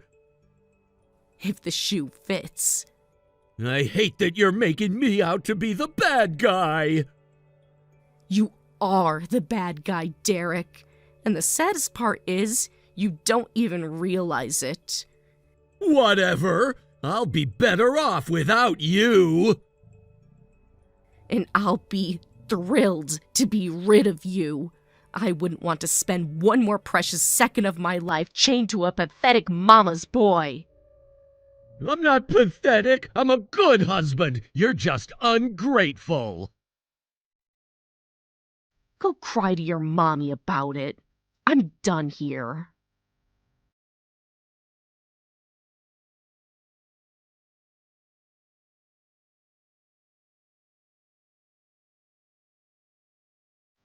You lying little snake! I knew you were hiding something from us. Matilda? What on earth are you talking about now? Don't you dare play dumb with me. I saw you today, walking around town with that child. Okay. And? And? You think I wouldn't recognize my own grandson when I see him? Matilda, seriously, I have no idea what you're talking about. Don't lie to me! You've been hiding Derek's child all this time, haven't you? You kept him away from his father. You kept him away from me. Wow, you're really jumping to conclusions here. Answer the question, Abby. Do you have a child? Yes, I do. I knew it. I knew you were a liar all these years. But he's not Derek's child. Oh, please. Don't insult my intelligence. I saw him with my own 2 eyes. That boy's at least 4 years old. You're wrong, Matilda. He's not 4. He's 2. 2? Don't you dare lie to me again. I'm not lying. He just turned 2 last month. I've raised children myself, you little witch. I know what a 4-year-old looks like. Congratulations. You're still wrong. You're just saying that to cover your tracks. You can't fool me, Abby. I know that boy is Derek's. He's not. End of story. End of story? End of story? You're not getting away with this. There's nothing to get away with, Matilda. You and Derek made your choices. You wanted me gone, remember? You ran off with my grandson! No, I had a child with someone else years after Derek and I divorced. Liar! I saw the way that boy smiled, just like Derek when he was little. Matilda, genetics don't work like that. Plenty of kids have dimples and brown hair. I don't care what lies you spew. You're not keeping my grandson from me. Matilda, he is not your grandson. You think you're so smart, don't you? Think you can rewrite history and get away with it? I'm not rewriting anything. You're just refusing to accept reality. I should have known better than to trust you. You were always a little snake. Funny, I thought I was a failure who couldn't give you a grandchild. Now suddenly I'm the devil for having one? Because you stole him from us. Nobody stole anything. You threw me away. You made it very clear that I wasn't good enough for your precious son. You tricked him somehow, didn't you? You got pregnant right before the divorce and hid it. You really think I'd hide a pregnancy for 9 months and a baby for 4 years? Seriously? You're cunning enough. You've always been a schemer. Matilda, you're embarrassing yourself. Just stop. I'm not letting this go. I'm getting a lawyer. I'll make sure that boy comes back where he belongs. Go ahead. File whatever lawsuits you want. You'll lose, because there's no biological connection between your family and my son. We'll see about that. We will. And you'll end up looking even more foolish than you do right now. I swear, if I have to drag you into court kicking and screaming, I will. You do whatever you need to do, but you are not touching my son. I won't let you poison him against us. He's family. He belongs with us. He belongs with me, his real mother, not some bitter, controlling woman obsessed with bloodlines and appearances. You wretch! I will not be ignored. You're not being ignored. You're being told no, something you've clearly never heard enough in your life. This isn't over, Abby. Not by a long shot. For your sake, I hope it is. You've already humiliated yourself enough for one lifetime. You'll regret this. Mark my words. I regret nothing, especially walking away from you and Derek. Best decision I ever made. You'll pay for this! Goodbye, Matilda.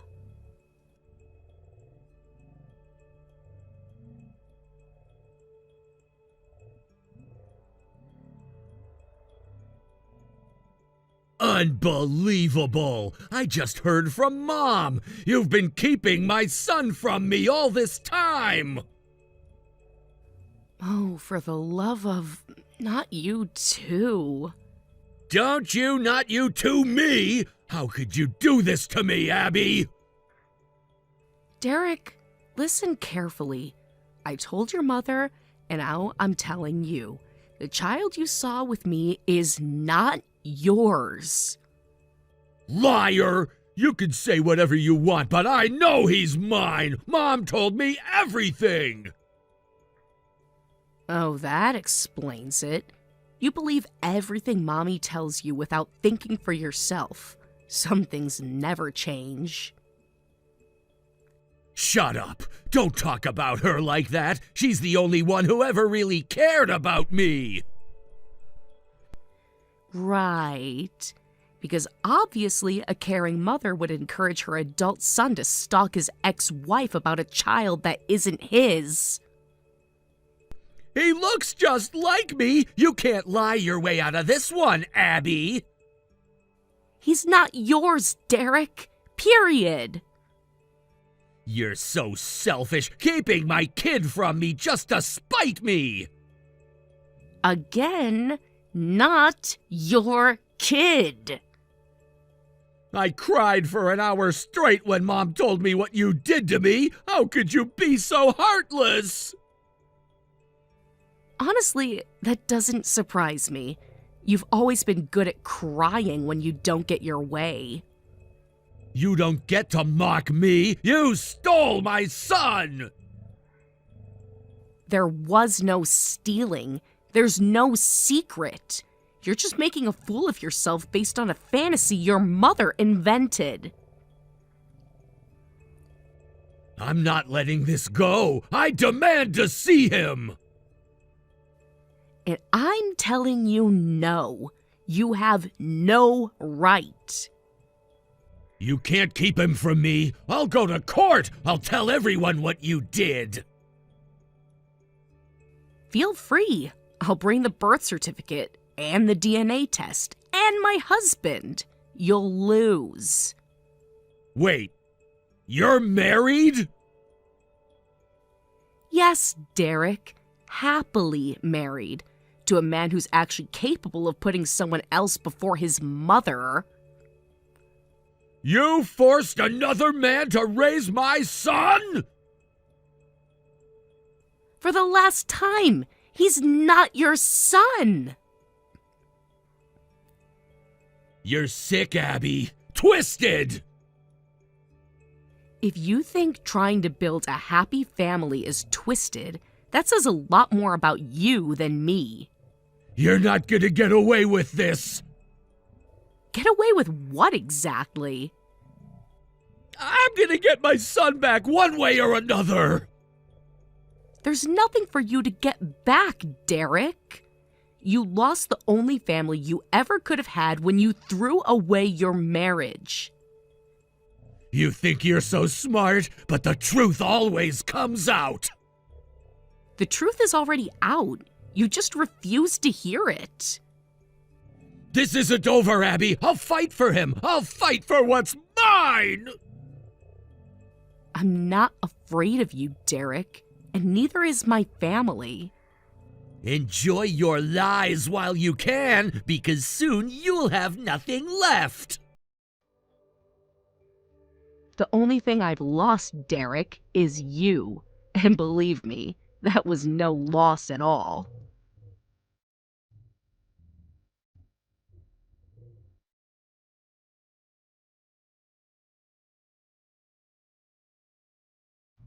You know, I really can't decide if you and your mother are more stupid or more evil. This is ridiculous! They can't arrest me for kidnapping! That's my son! Oh no, Derek. It's definitely both. You're stupid and evil. You're insane! They're gonna realize it's all just a misunderstanding! Misunderstanding? You and your deranged mother tried to kidnap a child from a daycare! You're making it sound worse than it was! We were just trying to bring my son home! You really are hopeless. And just when I thought you couldn't get any lower. Thanks to Mom, we finally knew exactly where he was. We just needed to get him out of there. Get ready for the best part, genius. The boy you tried to kidnap? Not your son. Not my son either. Liar! He looks exactly like me. Everyone sees it. Yeah, my sister's son. Yeah? Well, you and your mother are blind as well as brain dead. That little boy you scared half to death, that was my nephew. What? My sister's son, Derek. You know, my sister who gave birth about 6 months after you and I got divorced? No, that doesn't make sense. It makes perfect sense, because your math skills are just about as bad as your judgment. You're just making this up to cover your tracks.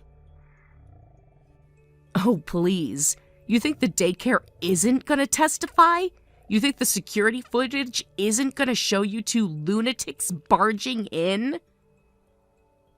But why were you taking him to daycare?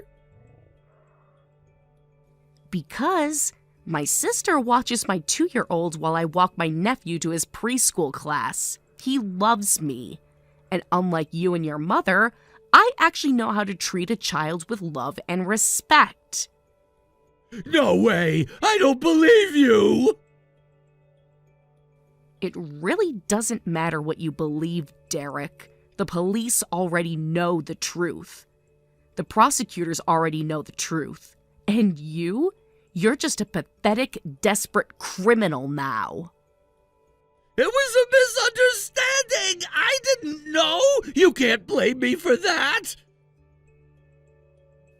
A misunderstanding? You stormed into a locked daycare! You scared every child in that building half to death. They had to put the whole campus on lockdown. I just wanted my son back! He's not your son! He never was. And now you've traumatized a room full of innocent children because you couldn't accept reality. I didn't mean to! Please, Abby, you have to understand. Oh, I understand perfectly. You are exactly the selfish, brainless man your mother raised you to be. Please, Abby, tell them it was a mistake! Tell them I'm sorry! You think an "I'm sorry" is going to fix what you did? You think those terrified little kids are just going to forget the crazy man who tried to drag one of them out of class? I wasn't trying to hurt anyone! Intentions don't erase consequences, Derek. You're lucky they didn't shoot you on sight. Please, Abby, I'll do anything! Don't let them throw me in jail! You earned every single day you're about to spend behind bars. And if there's any justice in the world, you'll have plenty of time to reflect on all the ways you failed as a man. Abby, please, I'm begging you! Save your breath. I'm not wasting one more second of my life worrying about you. You're not my problem anymore. I'm sorry! I'm sorry for everything! You're sorry you got caught. That's all. And you can cry about it to your mother from your jail cell.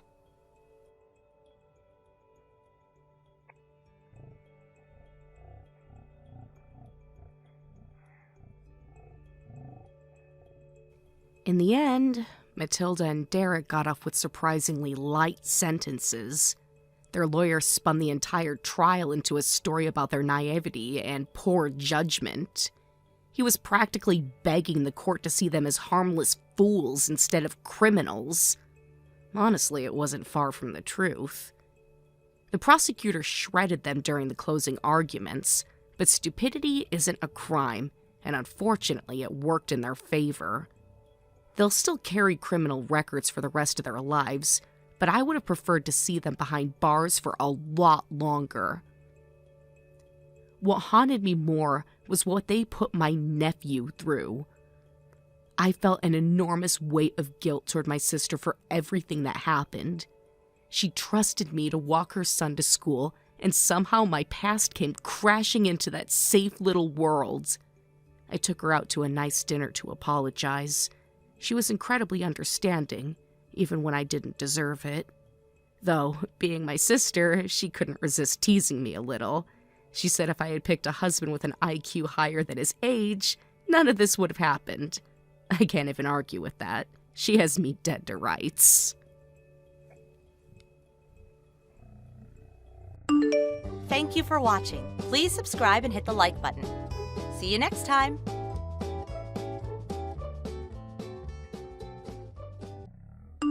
Mia, I need you to listen to me. I have something serious to tell you. Something serious? Is everything all right? What do you want to tell me? Wait a minute, Todd. I thought you had work today. Aren't you busy with work? We can talk when you come home if it's serious. We don't have to do it over text. I need to talk to you right now. Right now is the right moment. I have to tell you before I change my decision. I made up my mind. Huh? What decision? What's going on? I'll wait. I don't mind. Just tell me. Actually, I didn't go to work today. I'm at OB-GYN right now. Huh? OBGYN?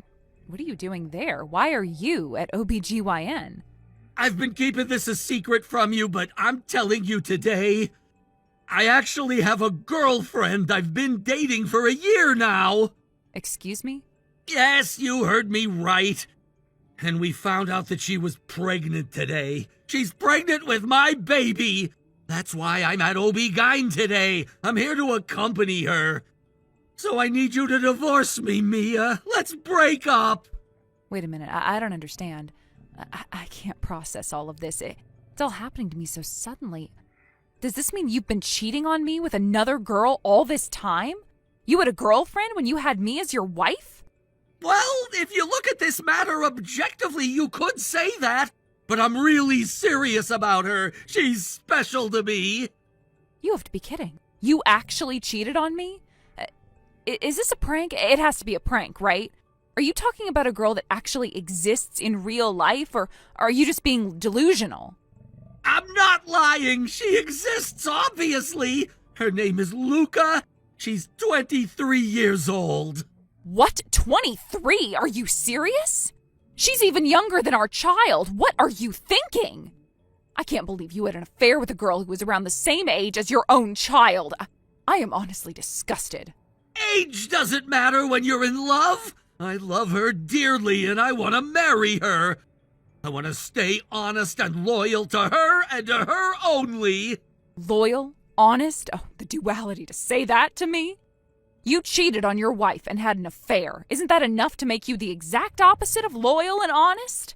You had an affair with a girl who is 25 years younger than you, and here you are begging for a divorce because you were irresponsible enough to impregnate this young girl. Hey! You wanted to tell me this before you feel like changing your decision, huh? And saying those cringy phrases like age not being an issue in love? It's obvious that you're just in love with yourself being a hero in a love tragedy. Let me be honest with you, too. You are disgusting. How dare you call me disgusting? I'm your husband! Have some respect! I'm weirdly calm now. You cheated on me with a girl who is as young as our own child. How disgusting. Aren't you embarrassed of yourself and your choices as an adult? How dare you insult me? You call our love disgusting? Where's your respect? That's why you're being dumped. Dumped? Am I really? Who would want to keep a man who cheats on you? Disgusting. I am the one dumping you. I don't care. It's the same thing. Let's go back to what I was talking about. We have to get a divorce right now. My girlfriend is now pregnant with my baby. An old hag like you should leave. Don't you come ruining our relationship. I'm ready to start my life anew. It's a new chapter in my life. I'll start a new life with my girlfriend and our baby she's pregnant with. Okay, you're starting to annoy me. Fine, we're getting divorced. But I'll make you take responsibility for your own actions. I am finding myself a lawyer for this case. You should be prepared to pay me some compensation money.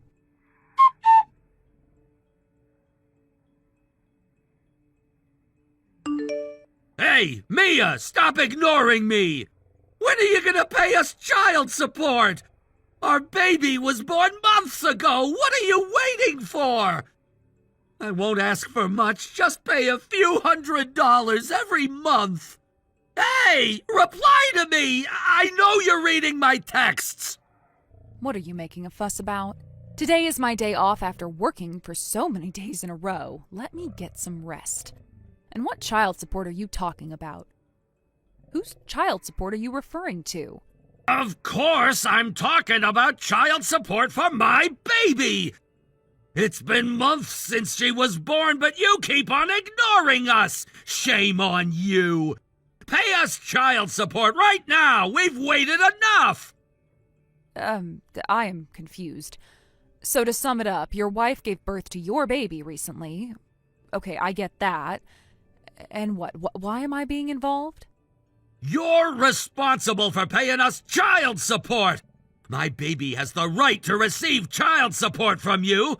How come you don't understand something so obvious? Huh? What? Okay, can I ask you something?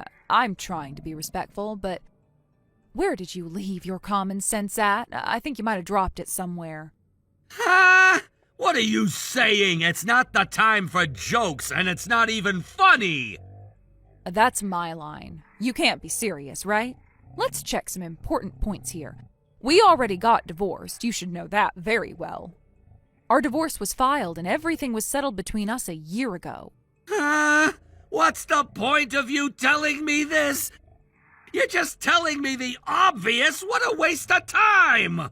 Right. I'm glad we're on the same page. And the baby you were talking about just now is the baby your wife gave birth to. So you're not referring to my child, right? What's with all this nonsense? Stop asking me about something so obvious! What are you trying to tell me? I don't understand your point! I'm the confused one here. I have no idea what you mean and what you want from me. The baby is yours. She was born from your wife. The baby isn't mine. We're not related in any way. So why am I responsible to pay child support? I shouldn't be involved in your family affairs. You really lack common sense. You should go back to school and study the basics. Isn't it common sense for you to give me back what was mine? I asked you to keep the money to use for living expenses.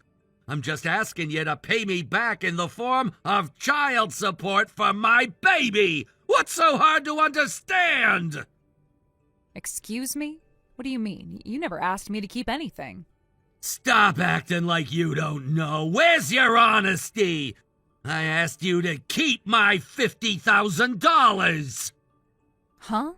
$50,000? What are you talking about? When did you ever ask me to keep such an amount? Oh my gosh, don't tell me you're talking about the compensation money. Is it the $50,000 you paid me as compensation when we got a divorce? Yes, that's exactly what I'm talking about. See? You knew what I meant. I lent you the money so that you won't have to wander the streets after you get a divorce and lose your source of income. Now you understand. There's no escape for you. It's been a year since our divorce, and now we're struggling to make ends meet with our newborn. We need the money to raise our baby. Give me back the money now. We're ready to sue you if you refuse. Huh? What on earth are you talking about? Is your brain just a blob of goop? I guess there's something wrong in those who cheat on their partners. Something is definitely lacking in their brain. How dare you! Listen, do you understand the point of compensation? How about you go look for a dictionary, or just search what the word means on the internet? Compensation money is paid to express apology for cheating on your relationship. You're compensating for the mental damage in the form of money that reflects your feelings of remorse and apology. This might sound straightforward, but you are basically paying a fine for cheating on your partner. It's not like you lent me your money and I'm obligated to pay you back. You paid me and there's no return. Huh? So, the $50,000 you paid me is not your money anymore. I can't believe you even have the audacity to ask for it back once your baby is born. Who on earth would think that's acceptable? You make it sound like a student loan. How can you even misunderstand? Ha! Then I'm never gonna get that money back from you? What are we supposed to do now? We always thought we'd get the money back, so we bought so many baby goods and even a big car for the family. The loan of our newly built house is more expensive than we thought, and we'll have more expenses as our baby grows up. Both my parents and parents-in-law have cut ties with us, so there's no one we can ask for help from. We really need that money back. I don't understand how you were able to spend so recklessly based on a crazy misunderstanding. Your mind really works differently. I can never understand. I get that you feel like buying lots of baby goods, but you even bought a car, huh? You didn't have to buy it now when you know you'll have more to spend on. Your salary barely covers for your house loan. I guess you're at a dead end in life. What? No way! What are we supposed to do? We need the money! No, wait a minute. You're trying to deceive me. You're trying to take advantage of me by saying things that sound believable. I'm not falling for that trap. You just don't want to pay us money. I know that the ex-wife is responsible for paying child support. You're lying to me. Are you out of your mind? Have you gone insane? Did you not only lose common sense on the way, but also your brain itself? Or did you age so badly to the point where you're having problems with understanding things properly? What the hell? Stop insulting me like that! I'm just telling you the truth. Okay, let me repeat one more time. The ex-wife has absolutely no responsibility to pay any kind of money to support the child who was born between her ex-husband and his new wife. If you don't trust me, go ask the lawyer who helped us settle our divorce. I think I left you with his number. Contact him privately. I am out of this. Don't you ever contact me again. We're strangers now. Wait a minute, I get it. I was wrong. It's my mistake. You don't have to pay child support, but we're really in desperate need of money, so maybe you can at least give us some money as a gift or to congratulate us for a safe birth. Okay, now I know that you're a real dumbass. I can't believe you have the audacity to ask me something so embarrassing. I respect you at this point. Wow. If you're in need of money, how about you get rid of some of that pride of yours and sell them? I will never pay you, even a single cent. Oh, come on! We used to be married for years! Can't you be a little nicer? Please, I'm asking you. You're annoying me. I had enough. How embarrassing. I'm not paying you any kind of support. Please don't come into my life ever again. Goodbye.